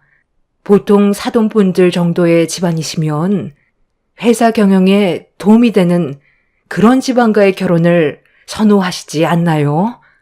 제 딸이 예비사위와 결혼을 한다고 해서 이득되는 건 없을 텐데요. 그런 생각을 가지고 있었다면 처음 인사 왔을 때부터 거절을 했을 테고 상견례 일정도 잡지 않았겠죠. 저희 부부는 윤희 어머님이 생각하시는 그런 것과는 거리가 상당히 멀어요. 제 아들이 행복하기만 바랄 뿐이고 앞으로 회사를 경영하게 될 때 뒤에서 내조를 잘해줄 수 있는 그런 배우자감을 원하고 있었어요. 그건 전적으로 제 아들이 선택을 해야 이루어질 수 있는 것들이죠. 저희들이 선자리를 주선해 준다고 해서 될 문제는 아니잖아요. 본인이 직접 선택한 사람과 행복하게 살아야 일의 능률도 오를 테고 서로의 성격도 잘 맞다 보니 앞으로 헤쳐나가게 될 일들 또한 지혜롭게 처리할 수 있을 것 같아 허락을 하게 된 겁니다. 그러니 절대로 그런 생각은 안 하셔도 되고 저는 우리 이쁜 윤희가 제 아들과 행복하게 잘 살아줬으면 좋겠어요. 그거 외에는 바라는 건 없습니다. 돈으로는 겉모습을 바꿀 수는 있지만 속사람은 바꿀 수가 없기 때문에 제 아들을 돈이 아닌 진심으로 사랑해 줄 수 있는 그런 배우자감을 원하고 있었어요. 그리고 윤희가 제 아들과 좋은 궁합이라는 걸 알게 되었고 결혼까지 허락하게 된 겁니다. 두 분께서 자식 교육을 어찌나 잘 가르치셨는지 어른을 공경할 줄 알고 몸에서 나오는 모든 행동들이 가식이 아닌 진심이라는 걸 저희가 느끼고 있었기 때문에 조금의 고민도 없었어요. 이번 결혼식이 좋게 이루어졌으면 합니다. 제가 예상했던 거와는 전혀 다른 전개로 흘러가고 있었어요. 보통은 돈이 많은 집안일수록 더 높은 곳을 바라보기 때문에 세력이 좋은 집안과 결혼하기를 원할 텐데 그렇지 않은 집안도 있다는 걸 처음 알게 되었죠. 그렇게 제 딸과 예비사위는 결혼식 일정까지 잡게 되었고 하나하나 준비해 나가고 있었는데 어느 날 예상치 못한 일들이 저희 눈앞에 펼쳐지게 되었습니다. 그때가 예비사위의 회사에 새로운 직원들의 입사한 날이었는지 상당히 많은 신입사원들이 건물 안으로 들어가고 있었어요. 제 딸은 예비사위 옆에서 본격적으로 일을 도왔었기 때문에 신입사원은 아니었었죠. 어떤 회사인지 궁금했었던 저희 부부는 상당히 큰 건물을 보고 많이 놀랐었어요. 한순간에 제 딸의 인생이 바뀌어버려 눈앞에 보이는 현실이 꿈만 같았습니다. 예비사위는 점심시간 때 같이 식사를 하고 싶다면서 건물 안에 카페가 있는데 잠깐 쉬고 계시면 금방 나오겠다며 제 딸과 함께 건물 안으로 들어가려는 순간 뒤에서 누군가 제 딸의 이름을 불렀고 고개를 돌려 얼굴을 확인하자마자 제 표정은 일그러져 버렸어요. 시댁 식구들이 전부 저희 앞에 서 있었고 불쾌한 얼굴을 하고 있었습니다. 너희들이 여기는 어쩐 일이니? 설마 내 장손이 오늘 이 회사에 입사한 날이라서 축하해 주러 온 거냐? 조금이라도 잘 보여야 콩고물이라도 떨어질까봐 이 기회에 잘 보이려고 미리 작업하는 거니? 그런데 이거 어쩌니? 너희들한테 내가 얻을 수 있는 게 없어서 기대조차 하지 않는 게 좋을 것 같은데. 이 회사에 조카가 오늘 입사하는 날이었어요. 저희는 그런 건 전혀 모르고 있었거든요. 따로 볼 일이 있어 잠깐 들린 것뿐이니 신경 쓰지 마세요. 어머, 그럼 여기에 무슨 볼 일이 있다고 온 건데? 연기를 하려면 좀 제대로 해야지. 내 아들이 대기업에 입사를 하게 되니까 만년 취준생인 동서 딸도 일거리 좀 달라고 찾아온 거잖아. 내 눈치가 백단이야. 그런 거 하나 모를 것 같아? 얼마나 먹고 살기가 힘들면 여기까지 찾아왔겠어? 내 아들 입사시 끝나고 화장실 청소 일자리 있는지 한번 알아보도록 할게. 수석으로 채용이 됐으니 아마 그 정도 힘은 있을 거야. 그 대신 동서도 앞으로는 나랑 어머님한테 납작 엎드려야 할 거야. 토 하나 달지 말고 시키는 건 뭐든 다 하기로 약속해. 그래야 원하는 걸 얻을 수 있는 거지. 쓸데없는 자존심 내세워서 또다시 얼굴 붉히게 하는 일은 없었으면 좋겠어. 오늘은 내 아들이 입사하는 좋은 날이니까 최대한 좋게 해결하고 싶거든. 볼일 끝났으면 이제 그만 내 앞에서 사라져줘. 잠깐만, 윤희 쟤 지금 뭐 하는 거니? 왜 청장을 입고 있는 거야? 설마 오늘부터 일자리 알아봐 달라고 저렇게 차려입고 나온 거야? 예, 너 이리 가까이 좀 와봐라. 네가 여긴 어디라고 해집고 다니는 거야? 일할 능력이 없으면 가만히라도 있던가. 그 서류 가방은 또 뭐니? 너무 오버해서 차려입은 거 아니야? 이렇게까지 해봤자 결국 이 회사에서 네가 일을 할 수 있는 건 하청업체 소개로 들어오는 방법밖에 없을 테고 직행하는 곳은 결국 화장실 변기만 보는 일일 텐데 벌써부터 김칫국을 사발로 퍼마시고 있니? 회사 이미지 안 좋아지게 하지 말고 당장 나가라. 예, 너 지금 할미 말 무시하는 거야? 지금 어딜 들어가냐고? 제 딸은 예비 사이에 서류 가방을 들고 있던 거였는데 저희가 설명을 하기도 전에 예비 사이가 잠깐 사무실에 들어간 사이 일이 터져버리고 말았습니다. 제 딸이 시모를 무시하고 예비 신랑이 들어간 사무실로 들어가려 하자 어딜 들어가냐면서 갑자기 뒤를 쫓아가더니 머리채를 잡았고 상당히 많은 직원들 앞에서 제 딸을 바닥으로 패대기 치는 충격적인 광경이 벌어졌던 거였죠. 너무 순식간에 일어난 일이라 저희 부부가 말리기도 전에 일이 터졌고 형님은 시모 옆에서 더 본때를 보여줘야 한다며 시모의 흥분을 더욱더 부추기고 있었습니다. 제가 시모를 강하게 밀친 뒤 소리를 지르자 형님이 저를 밀쳤고 제 뺨에 손을 올렸어요. 저도 이미 참을 만큼 참았던 터라 형님의 뺨에 있는 힘껏 손을 올려 버렸습니다. 조카가 중간에서 저와 형님을 말리고 있었는데 시모가 제 딸의 머리채를 잡으려 하자 남편이 시모를 온몸으로 막아섰고 그 사이 사무실에서 나온 예비 사이가 회사 안에서 벌어진 충격적인 광경에 놀랐는지 소리를 질렀습니다. 지금 못들 하는 짓들입니까? 당신들은 누구길래 남의 회사에서 행패야? 아버님, 어머님, 괜찮으세요? 윤희야, 일어날 수 있겠어? 누가 이랬어? 방금 뭐라고 그랬어? 아버님, 어머님? 쟤는 또 어디서 굴러 들어온 놈이야? 아주 끼리끼리 잘들 노는구만. 쟤도 여기 청소해주는 하청업체 직원 아니야? 그새 남자 하나 꼬드겼어? 그 애미의 그 딸이라더니. 내 아들도 꼬리쳐서 데리고 가더니 비는 못 속인다고 남의 회사에서 끼를 부리고 있어? 김대리, 내가 분명 외부인 출입 못하게 하라고 몇 번이나 얘기한 것 같은데 저 사람들은 도대체 여긴 왜 들어온 거야? 당장 업무 방해죄로 고소하고 우리 집안 식구들한테 피해를 준 부분에 대해서도 변호사 선임해서 법대로 소송 절차 밟으세요.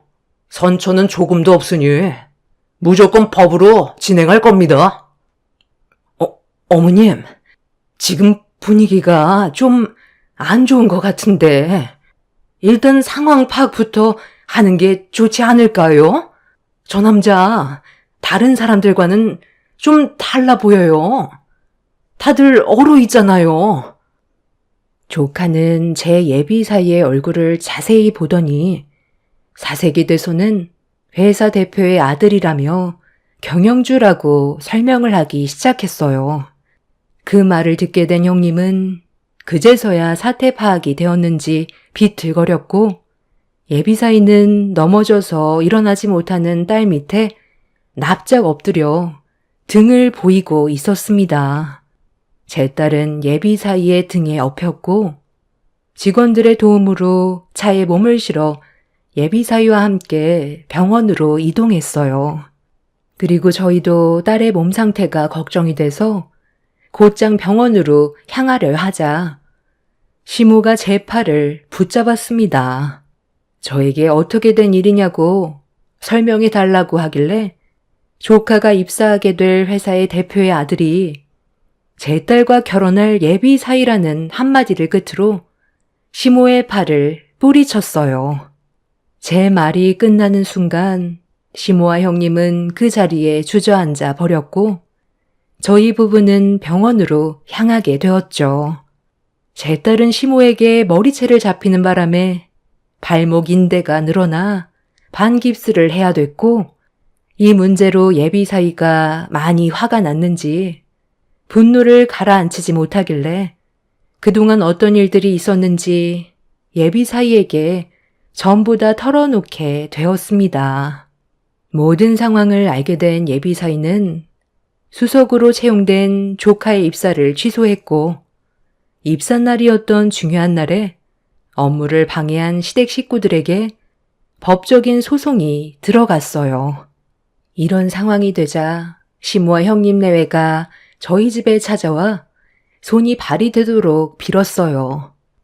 그리고 생각지도 못한 말을 듣게 되었죠.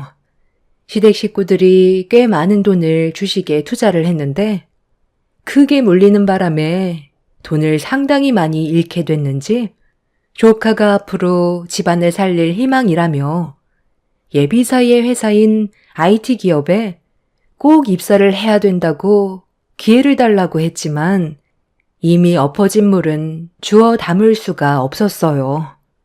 장손의 미래가 집안을 살리는데 처음 시작할 때부터 미끄러지면 안 된다고 가족끼리 소송은 너무한 거 아니냐면서 예비사위에게 말 좀 잘해달라고 부탁했지만 저희 부부는 전혀 들어주지 않았습니다. 이미 상처를 받을 만큼 받았기 때문에 어떠한 선처도 없었어요. 그리고 예비사위의 결정이 옳은 판단이었다고 생각했기 때문에 저희도 소송을 그대로 진행하길 원했습니다. 안 좋은 싹은 자를 수 있을 때 미리 잘라버려야 더 이상 자라지 않기 때문에 이번 기회를 통해 그 인간들이 자신이 저지른 행동이 뭐가 잘못됐는지 깨닫길 바랐습니다. 지금 현재 그 인간들을 상대로 법적인 소송이 접수가 된 상태이고 제 딸은 이번 7월 말에 결혼식이 예정이 되어 있습니다. 시모의 형님은 저희 가족에게 다시는 함부로 대하지 않겠다고 납작 엎드렸지만 달라질 건 없을 것 같아요. 이번 사건으로 인해 무엇을 잘못하고 살아왔는지 뼈저리게 느끼길 바랄 뿐입니다. 앞으로 제 딸이 예비 사위와 행복하게 잘 살았으면 좋겠어요. 저는 그거 하나면 바랄 게 없을 것 같습니다. 제 기가 막힌 사연을 들어주신 많은 분들께 진심으로 감사드리며 언제나 좋은 일만 가득하시길 바랍니다. 감사합니다. 안녕하세요. 저는 10살 된 딸과 함께 열심히 살아가고 있는 엄마입니다. 얼마 전 딸과 함께 외식을 하고 늦은 저녁 차를 타고 집으로 돌아오는 길에 할머니라며 손으로 길 건너편에 있는 노인 한 분을 가리키길래 어두운 길이라 잘 보이지 않아 미간을 찌푸리면서 자세히 바라보니 저와 인연을 끄는 시모가 리어카를 끌며 폐지를 줍고 계시더라고요.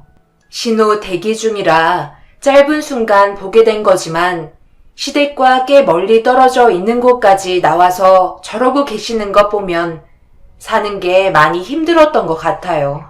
어쩌겠어요. 자신이 선택한 길이니 남은 인생 길바닥에 버려진 폐지라도 주우며 삶을 연명해야죠. 한순간의 잘못된 선택으로 인해 인생이 바뀌어버린 시모와 그리고 저와 딸의 사연에 대해 올려볼까 합니다. 그동안 시모는 가족 간에도 차별이 상당히 심했었어요. 그때는 시댁 집안이 잘 사는 편이었죠. 저희 집안은 평범한 집안이었습니다. 남편은 회사에서 만나게 된 건데요. 저는 부모님의 도움으로 회사 근처에 작은 카페 하나를 입점시킬 수 있었고 아침 점심시간이면 많은 분들이 저희 카페를 찾아와 주셨습니다. 그러다 저와 남편이 눈이 맞게 되었던 거죠.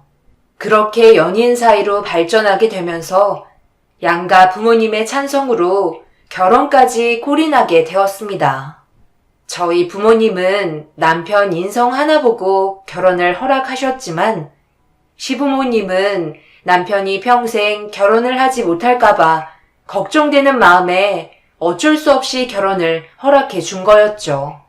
그래서 시부모님의 마음에 저는 많이 부족했었고 사소한 거 하나에도 차별을 많이 당했었습니다. 아주버님이 능력이 좋은 건 아니지만 형님 하나 잘 만나서 인생이 꽃길로 바뀌었으니까요. 그런데 제가 임신했을 때 형님도 똑같이 임신을 했었고 며칠 차이로 출산을 하게 되면서 시모의 차별은 더욱더 심해지게 되었어요. 저는 첫 아이였지만 형님은 늦둥이를 가진 거였거든요. 많은 나이에 출산을 한 거라 저보다는 형님 쪽에 관심이 더욱더 쏠리게 되었었죠. 몸조리 같은 경우에도 저에겐 한 번도 오지 않으셨고 오로지 형님과 붙어 계셨습니다.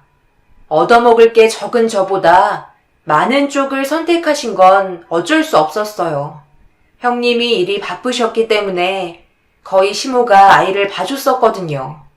그것 때문에 용돈도 두둑히 챙겨 가셨고요. 저는 그렇게 해드릴 수 없고 그만한 능력이 되지 않으니 크게 마음 쓰지 않으려 했습니다. 그런데 주말에 남편이 시댁에 잠시 볼일을 보러 가야 한다는 말에 함께 시댁으로 향했었는데 도착한 순간부터 집으로 돌아올 때까지 단 한 번도 앉을 시간조차 허용되지 않았어요. 얘 둘째야, 이리 좀 와봐라. 내가 지금 하루 종일 애를 봐줘서 그런지 허리가 너무 아파서 좀 누워있어야 할 것 같으니까 수유하는 김에 큰애 아이도 같이 좀 해줘라. 서영이는 배도 크니까 넉넉하게 먹이는 게 좋을 거야. 안 그럼 칭얼거린다. 어머님, 제가 혼자서 둘을 어떻게 먹여요? 유진이 하나 돌봐주는 것도 벅찬데요. 그리고 형님이 만들어두신 모유 있을 거 아니에요. 그거 데워서 먹이면 되잖아요. 제가 양이 많지가 않아서 힘들 수도 있을 것 같아서 말씀드리는 거예요. 그냥 하라면 네 하면 되는 거지. 말 참 많아. 시애미가 힘들어서 눈 좀 붙이겠다는 건데 그게 그렇게 안이 꼽디? 됐다. 그냥 내가 알아서 할 테니까 너는 이 애나 열심히 보거라. 하나부터 열까지 마음에 드는 구석이 한 개도 없어. 어머님, 그게 아니라요. 제가 지금 움직일 수가 없는 상태라서 그런 거잖아요. 그리고 모유도 이제 거의 말라가서 서영이가 먹는 양만큼 만족을 시켜줄 수가 없어서 그래요. 형님은 둘째라서 그런지 양도 많으셔서 냉장고에 비축도 해두셨잖아요. 그럼 그거 데워서 제가 조금 있다가 먹일 테니 들어가서 쉬고 계세요. 형님 오시면 그때 깨워드릴게요. 그제서야 시모는 투덜거리시며 방으로 들어가셨어요. 그리고 남편은 시부와 집안 내부 보수 작업을 하고 있었고 저는 제 딸과 형님 딸을 정신없이 돌봐주며 형님이 오기만을 애타게 기다리고 있었습니다. 그렇게 한참이 지나서야 형님과 아주버님께서 돌아오셨고 만신창이가 되어버린 저는 한숨 돌릴 겸 그제서야 소파에 앉을 수가 있었어요. 그런데 형님이 들어오셔서는 저를 보며 인상을 쓰고 계시길래 무슨 이유 때문에 화가 나신 건지 알 수가 없어 무슨 할 말이 있으시냐고 물어보자 애는 안 보고 소파에서 천하태평하게 쉬고 있었냐는 어이없는 말을 하시길래 형님이 오시기 전에 있었던 일에 대해 설명을 했지만 전부 다 변명이라면서 들어주려 하지 않았어요. 너무 황당하고 제가 왜 설명을 해드려야 하는지 이해할 수가 없었습니다. 그런데 시모가 형님 목소리를 들으셨는지 방에서 걸어 나오셨고 무슨 일이냐며 물어보셨어요. 어머님 방에서 좀 쉬고 계시는 동안 형님 오실 때까지 앉지도 못하고 계속 애들 돌봐줬는데요. 형님 오신 거 보고 그제서야 소파에 앉았는데 그걸 보시곤 오해를 하셔서요. 제가 지금까지 애들은 돌보지도 않고 놀고 있었다고 하시잖아요. 저 너무 억울해요. 어머님이 설명 좀 해주세요. 서영이 배고플까봐 젖병에 모유되어서 먹이고 기저귀 갈아주고 지금까지 계속 놀아주고 있었는데 어떻게 그런 말을 하세요? 그럼 형님은 뭐하다 오셨길래 이렇게 늦으신 건데요? 됐다. 그만들 해라. 큰 문제 없었으면 된 거지. 둘이서 오래간만에 외식은 잘하다 왔고 이제 스트레스 좀 풀리는 것 같아. 그래도 어머님이 서영이 돌봐주셔서 오래간만에 이랑 즐거운 시간 보낼 수 있었어요. 분위기 좋은 데서 식사도 하고 영화도 봤는걸요. 그리고 이거 어머님 선물이에요. 집에 들어오기 전에 어머님 고생하셨을 것 같아 기분 좀 풀어드리려고 하나 준비해봤어요. 마음에 드세요? 그래도 그거 한정판이라고 하던데요. 쉽게 구하지 못하는 거래요. 애는 제가 혼자 다 봤는데 정작 형님은 저에게 좋은 말을 해주기는커녕 자신의 위치가 어느 정도인지 보여주려는 듯 고가의 선물을 시모에게 건네주었고 오래간만에 외출하는 것도 힘들었다며 저에게 과일 좀 꺼내오라고 다짜고짜 명령까지 하시는데 거기에 시모도 거들면서 저보고 쳐대라 많이 서툴다는 말까지 얹어주셨습니다. 기분이 상할 대로 상해버린 저는 시부와 함께 땀 흘리며 내부 공사하는 남편에게 언제까지 시댁에 있을 거냐고 눈짓으로 신호를 줬고 남편도 어느 정도 눈치를 챘는지 시부와 마무리를 하자며 장갑을 벗은 뒤 무슨 일이 있었냐고 주방으로 따라 들어왔습니다. 남편에게 이런저런 얘기를 해봤자 저만 더 스트레스 받을 것 같아 그만 집으로 돌아가자고 조용히 얘기했어요. 남편도 많이 지쳐 있었는지 그렇게 하자고 제 말을 들어주었어요. 그래서 거실로 나가 먼저 들어가겠다며 얘기를 하고 있는 줄 알았는데 같이 앉아서 수다를 떨고 있더라고요. 방금 전까지 저와 했던 대화를 까먹은 것도 아닐 텐데 아예 자리 깔고 앉아 아주버님과 웃으면서 떠들고 있었습니다. 과일을 내어주고 칭얼거리는 제 딸은 품에 안은 뒤 재우려 왔다 갔다 하는 도중에도 저와 몇 번이고 눈이 마주쳤지만 남편은 주방에서 했던 대화를 잊은 게 아닌 무시하고 있었어요. 제가 큰 소리 내지 못할 거라는 걸 알고 있는 남편이 갑자기 왜 이런 행동을 하고 있는지 이해할 수 없었습니다. 결혼 이후 저를 우선순위로 생각했었던 남편이었는데 아이를 출산하면서부터 점점 달라지는 모습을 조금씩 느끼고 있었지만 그날은 저에게 많은 상처를 줬었네요. 그렇게 새벽 시간이 되어서야 겨우 집으로 돌아갈 수 있었어요. 집으로 가는 동안에도 저희는 한마디도 섞지 않았고 현관문을 열고 들어가는 순간 저에게 왜 그런 행동을 보였는지 물어보았습니다. 그러자 한다는 말이 너무 어이가 없었고 갑자기 형님과 저를 비교하기 시작했어요. 이래서 부모 말을 들어야 한다고 했나봐.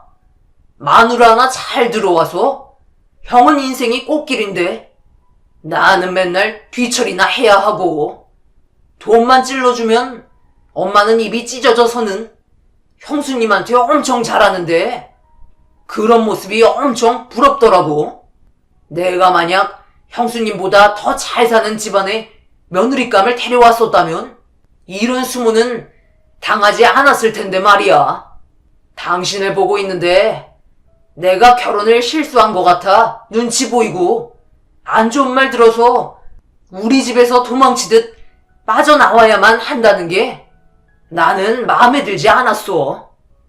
그럴 거면 당신도 형수처럼 잘 사는 집안으로 만들면 되잖아. 그럼 이런 일도 없을 거 아니야? 우리를 왜 무시하겠어? 그만큼 능력이 없어서 그런 거잖아. 카페에서 커피 팔 때 눈웃음만 치지 않았더라도 내가 지금 이런 꼴은 당하지 않았을 텐데. 그때는 내가 정신이 좀 나갔었나 봐. 지금 생각해보면 여자나 남자나 능력이 뒷받침돼야 큰 소리 칠 수 있다니까. 내가 아까 정말 한심했던 게 나에게도 뭐라도 좀 떨어질까봐 형수한테 비 맞춰주고 있는 내가 참 한심스럽더라. 언제까지 이런 삶을 살아야 되는 건데? 우리 형은 맨날 놀고 먹기만 하면서 부모님 돈만 뜯어갔었는데 저렇게 인생이 바뀌었잖아. 나는 대기업 다니고 있는데도 여자 하나 잘못 만나 인생이 정말 꼬여버렸고 그런 내 삶이 불만이어서 아까 당신 말 듣지 않은 거야. 지금 말 다 했어? 나는 뭐 좋아서 이런 삶을 살고 있는지 알아? 나도 당신보다 더 좋은 조건의 남자 만날 수 있었다고. 그리고 말은 똑바로 해야지. 내가 먼저 눈웃음 친 게 아니라 당신이 나한테 먼저 접근했잖아. 그래서 전화번호 준 거 아니야? 남편은 더 이상 저와 대화하고 싶지 않았는지 거실에 저와 자고 있는 딸을 그대로 남겨둔 채 방문을 닫아 버렸어요. 너무 어이가 없어 한 소리 하고 싶었지만 깊은 잠에 들지 않은 제 딸이 또 깰까봐 아무것도 할 수가 없었습니다. 그날 애만 아니면 당장 이혼하고 싶은 마음이 수백 번은 들었던 것 같아요. 시댁 집안과 형님이 대놓고 저를 무시하는 게 너무 화가 났지만 어디에다 분출을 하지 못해 숨이 턱턱 막혔고 결국 서러워 눈물까지 흘리고 말았습니다. 남편은 거실에서 흐느끼고 있는 소리를 들었을 텐데도 저에게 다가와 위로해주지 않았어요. 이런 삶을 계속해서 살아야 한다는 게 답답하기만 했었습니다. 그날 이후 남편과는 더 이상 예전의 관계가 되지 못했었어요. 그냥 서로 아무 말 하지 않고 자기가 해야 될 것만 하고 지냈었죠. 시모는 형님과 저와의 차별은 계속해서 이어졌고 그런 행동들을 지켜보면서도 아무렇지도 않은 척 행동해 왔습니다. 그렇게 제 딸 유진이에게 차마 아빠와 이혼하고 살아가는 모습을 만들어주고 싶지 않아 제가 무조건 참았어요. 그게 옳은 길이라 생각했었는데 세월이 흐르면 흐를수록 저도 인간이라서 그런지 점점 한계에 도달하게 되더라고요. 잠시 이리 좀 와봐라. 네가 좀 해결해 줘야 할 게 생겼다. 지금 남자들 전부 낚시하러 갔잖냐? 당장 화장실을 써야 하는데 우리가 고칠 수가 없어서 방법을 물어봤는데 막내 아들 호영이가 예전에 막힌 변기 네가 뚫은 적이 있었다며? 큰애가 볼일을 보고 나왔는데 막혔다고 지금 많이 난처해하는 것 같더라. 둘째 네가 후딱 가서 시원하게 뚫어봐라. 네? 지금 형님이 볼일 본 걸 저보고 뚫으라는 거예요? 어머님, 그건 아니죠. 제가 왜 형님이 저지른 걸 처리해야 되는데요? 그럼 저대로 계속 놔둬. 이번에 내부 공사 때문에 화장실 한 개밖에 못 쓰고 있잖아. 변기 뚫어주는 업체도 지금 전화를 받지 않는다고. 호영이에게 전화해보니까 오늘까지 낚시하고 내일 아침에 올라온다고 하더라. 그때까지 참을 수 없잖니? 그래도 이건 아닌 것 같아요. 그리고 저도 뚫어본 적 없어요. 하다가 실패해서 결국 업체 부른 거였다고요. 저는 못할 것 같아요. 그럼 시애미가 하란 말이야? 이런 걸 내가 했으면 좋겠어? 그러지 말고 지금 당장 들어가서 시도라도 좀 해보거라. 시모는 싫다는데도 저를 화장실로 밀어 넣더니 옷걸이 하나 건네준 뒤 문을 닫아버렸어요.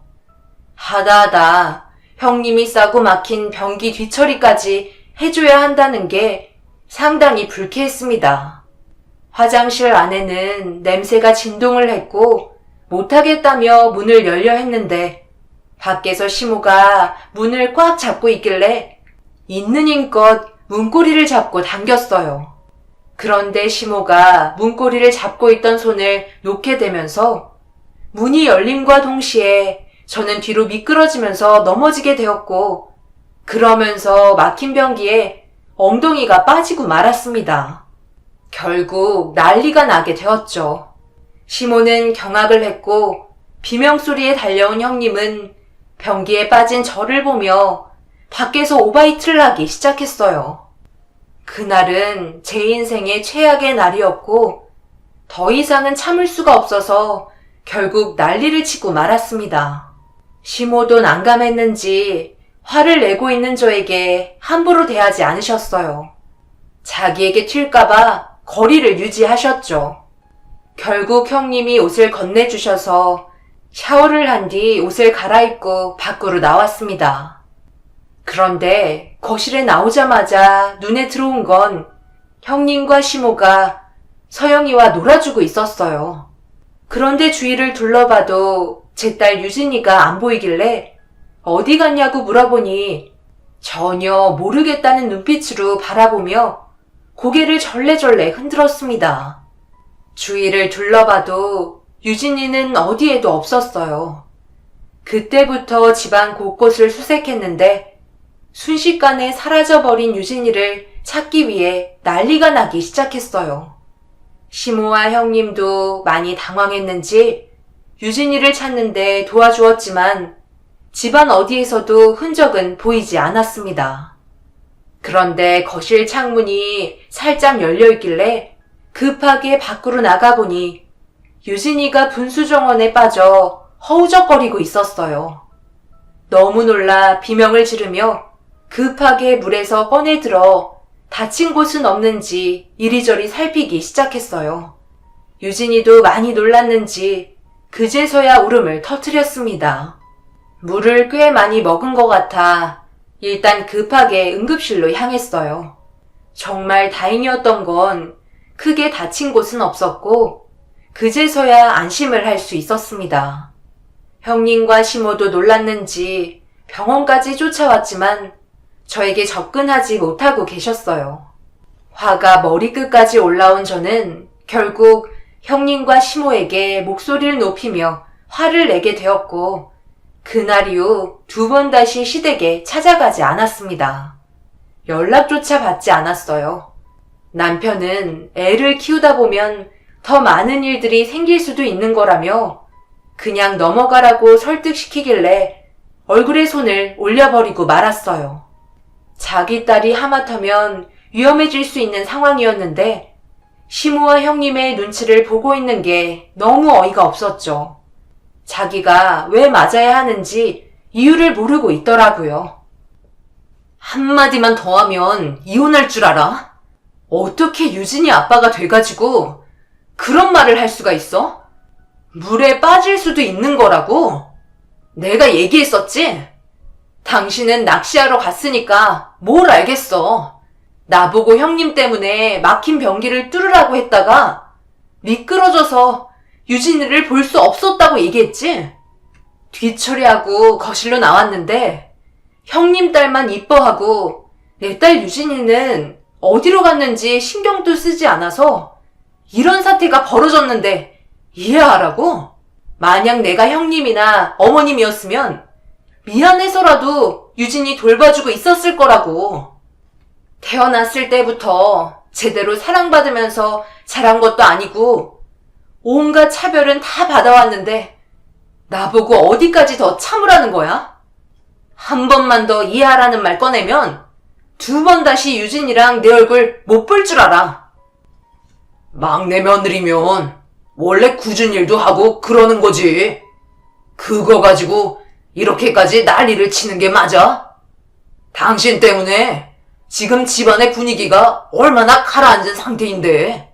그래, 차라리 이렇게 살 바엔 그냥 각자 따로 사는 게 좋을 것 같네. 당신이 원하는 게 이혼이면 당장 해줄게. 내가 뭐 겁날 줄 알아? 가진 것도 지뿔 없으면서 이혼하면 삶이 달라질 것 같아?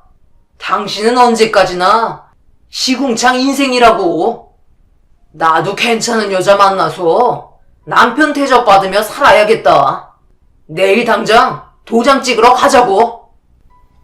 남편은 기회를 잡은 사람처럼 이혼 얘기가 나오자마자 흥분을 하더니 다음날 무조건 도장 찍으러 가자며 쉬지 않고 말을 하기 시작했어요.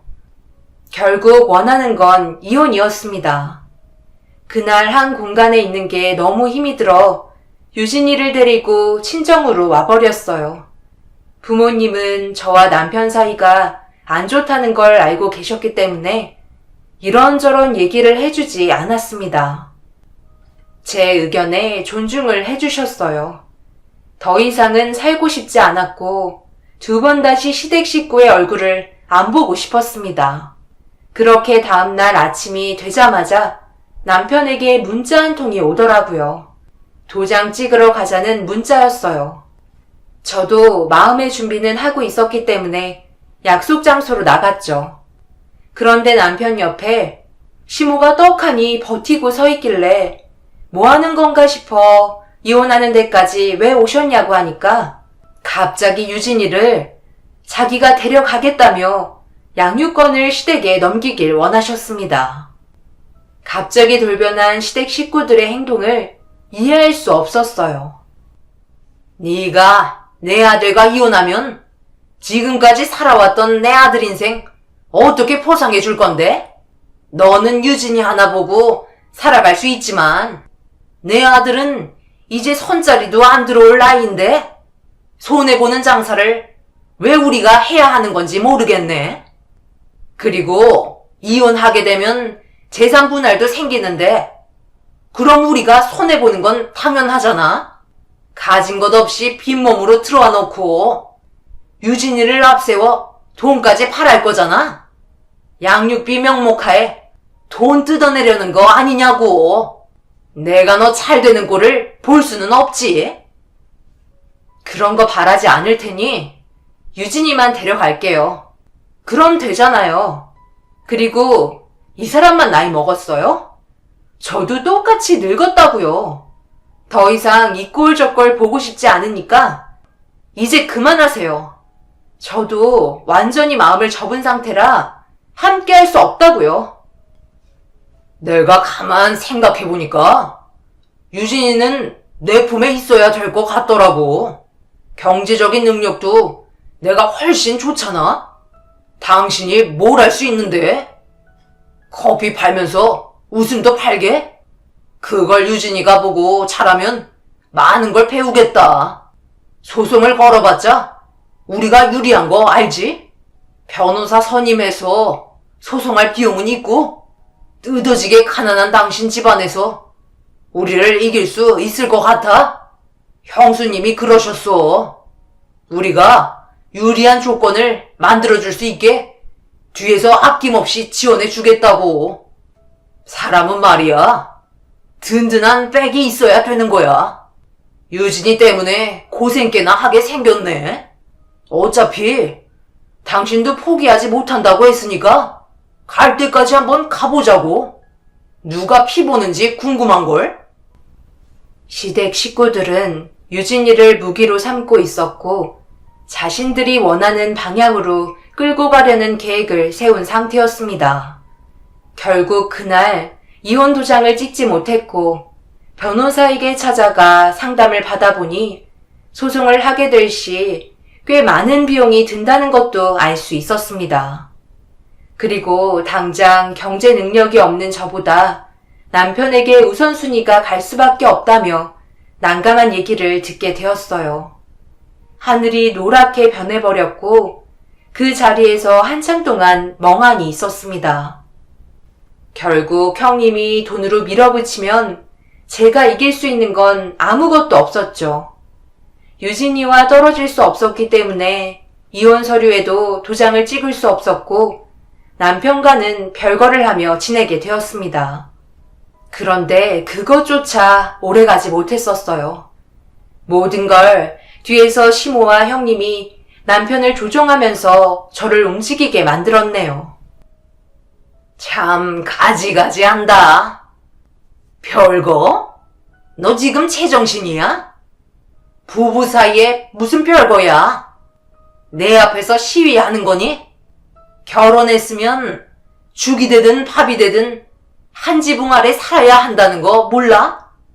네가 집안 살림을 하지 않으면 누가 해야 되는 건데? 집안 꼴 좀 봐라. 이게 퇴지울이지 사람 사는 집이야? 당장 정리하고 둘이 살아. 알겠어? 고개 빳빳이 들고 얼굴 붉혀봤자 소용없어.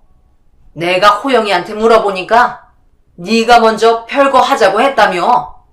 그래서 큰애가 소개해준 변호사랑 대화를 좀 해봤거든. 이건 충분한 이혼 사유가 된다고 하더라. 네가 일방적으로 별거를 하게 되면서 불안정해진 가정 환경과 그걸 지켜봐야 할 유진이의 정신적으로 받게 될 충격들은 전적으로 둘째 너한테 잘못이 있다고 결론을 내릴 수 있다고 하더라고. 내가 손가락 까딱하는 순간 너는 모든 걸 다 주고 떠나야 될 거야. 그러니 앞으로 처신 잘하는 게 좋을걸. 내 말 무슨 말인지 알겠지? 시모가 남편 집에 부른 이유는 집안 살림을 하라는 얘기였어요. 그리고 거기에 더해 시댁 식구들이 모이는 날이면 무조건 따라와서 수발을 들어야 한다는 조건도 붙어버리게 되었죠. 결국 제가 할 수 있는 건 아무것도 없었습니다.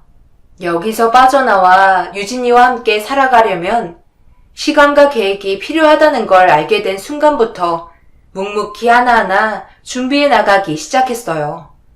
그렇게 아이를 돌보면서 제가 할 수 있는 사업을 하기 위해 바쁘게 움직이며 살아갔어요. 정말 독한 마음을 품고 기회가 올 때까지 참았습니다. 처음엔 작게 시작했던 인터넷 사업이 점점 커지게 되면서 제가 생각했던 것보다 많은 수익을 얻을 수 있었어요. 그리고 더 이상 숨길 수 없을 정도로 일이 벌어진 상태라 남편도 모든 걸 알게 되었죠. 그런데 자세하게 물어보기는커녕 오히려 제가 해봤자 얼마나 가겠냐는 무시만 돌아왔었고, 그런 자극들이 저에겐 더 일을 갈게 만들었습니다. 그렇게 시댁에서 부르면 가고 시키는 거 묵묵히 다 하면서 조금씩 힘을 키워나갔어요. 형님을 따라갈 수는 없지만 제가 목표한 건 법정에 섰을 때 유진이를 데리고 올 정도의 능력을 만드는 거였죠. 그렇게 유진이가 8살이 되던 때 시모가 시댁으로 불렀습니다. 그런데 마당에서 정신없이 무언가를 준비하고 계시더라고요. 꽤 많은 사람들이 형님의 지시에 따라 움직이고 있었고, 알고 보니 형님 딸 서영이를 위한 입학 축하 파티였습니다. 제 딸 유진이도 똑같이 입학하는데 플래카드는 형님 딸만을 위한 축하 메시지가 적혀 있었고, 그걸 보는데 정말 속이 끓더라고요. 그래도 꾹꾹 눌러 참으면서 표정 관리하며 시모가 시키는 걸 묵묵히 하고 있었습니다.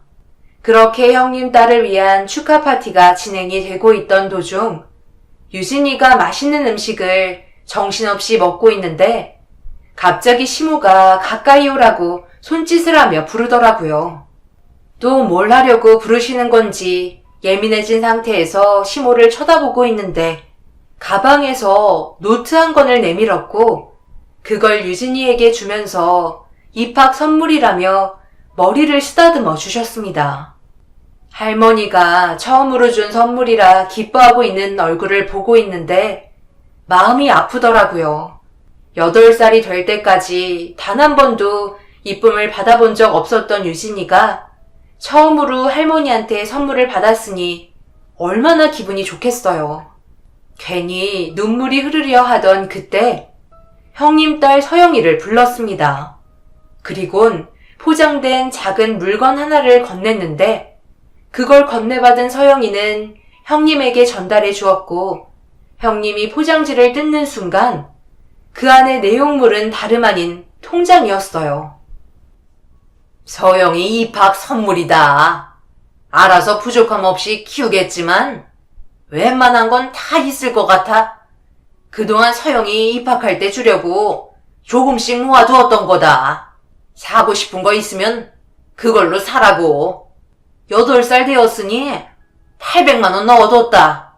내가 그동안 큰애한테 받은 거에 비하면 많이 적은 거지만 그래도 시엠이 마음이니 나중에 서영이 필요한데 보태줘라. 그리고 둘째 너는 그동안 나한테 해준 게 하나도 없잖아. 몸으로 때우는 건 누구나 할 수 있는 건데도 한 식구라 모른 척 하는 것도 마음에 쓰여. 네가 그동안 나에게 노력한 정도만큼을 생각해서 유진이한테 선물해 준 거니?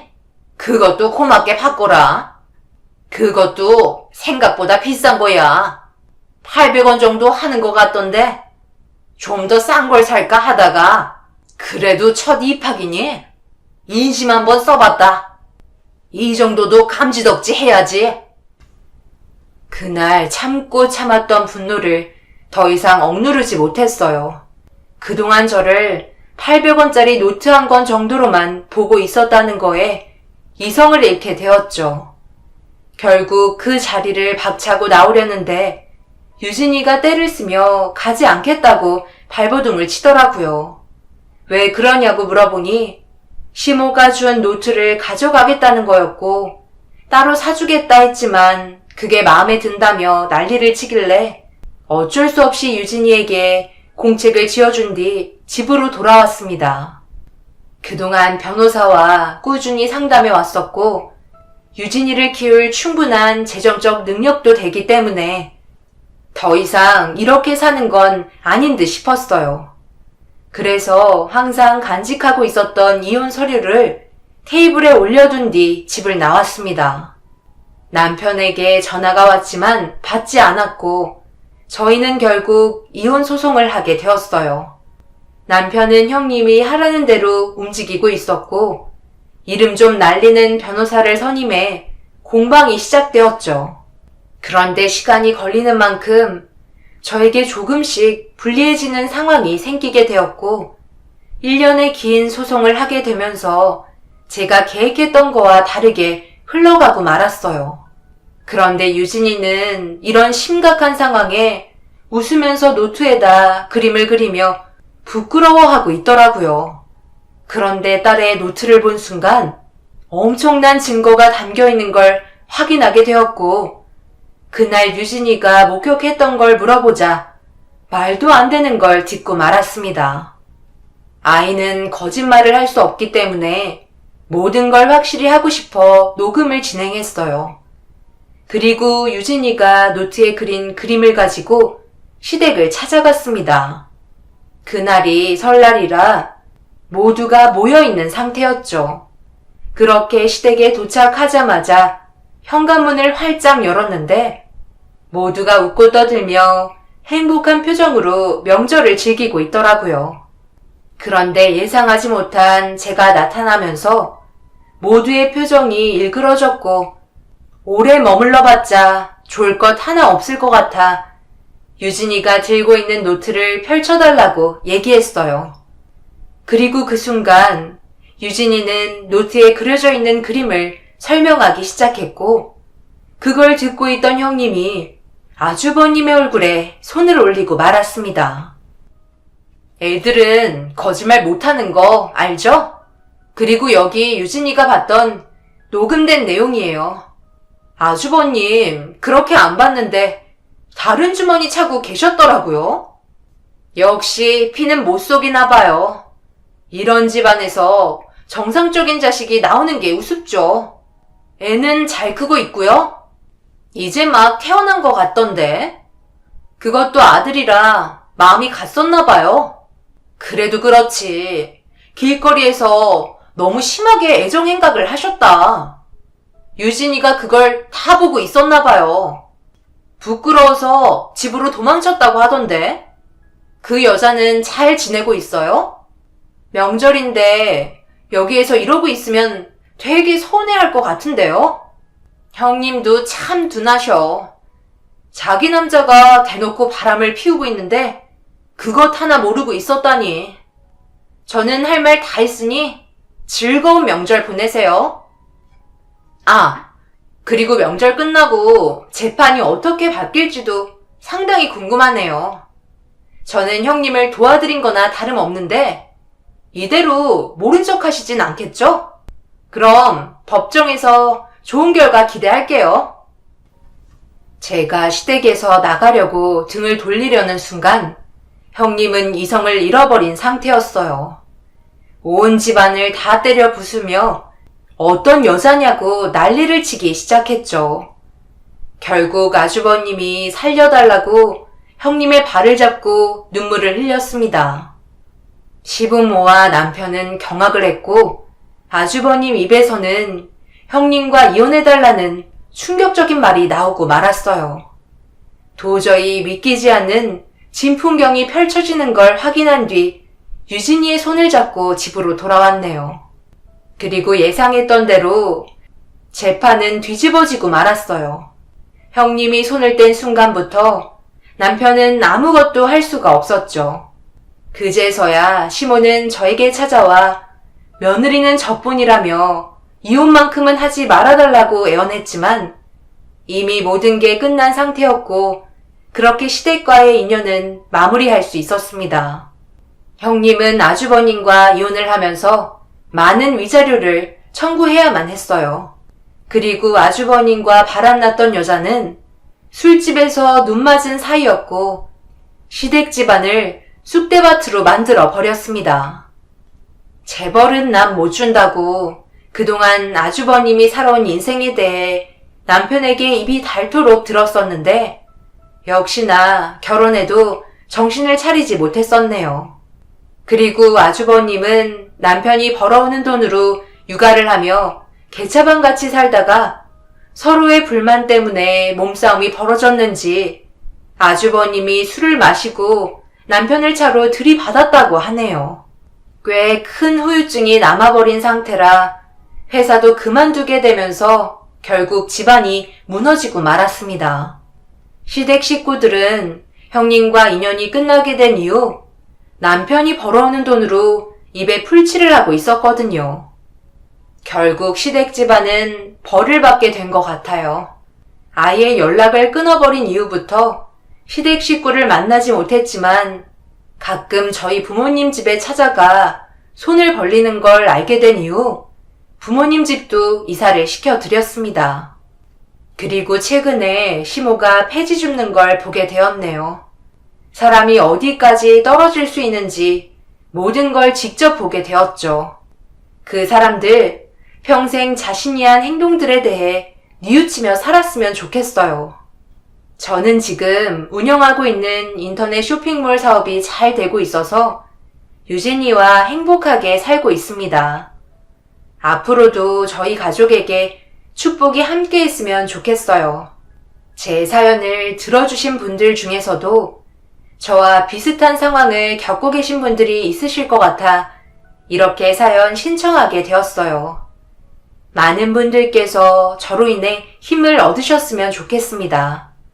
언제나 행복하시고 하시는 일 모두 잘 되시길 바랄게요. 감사합니다.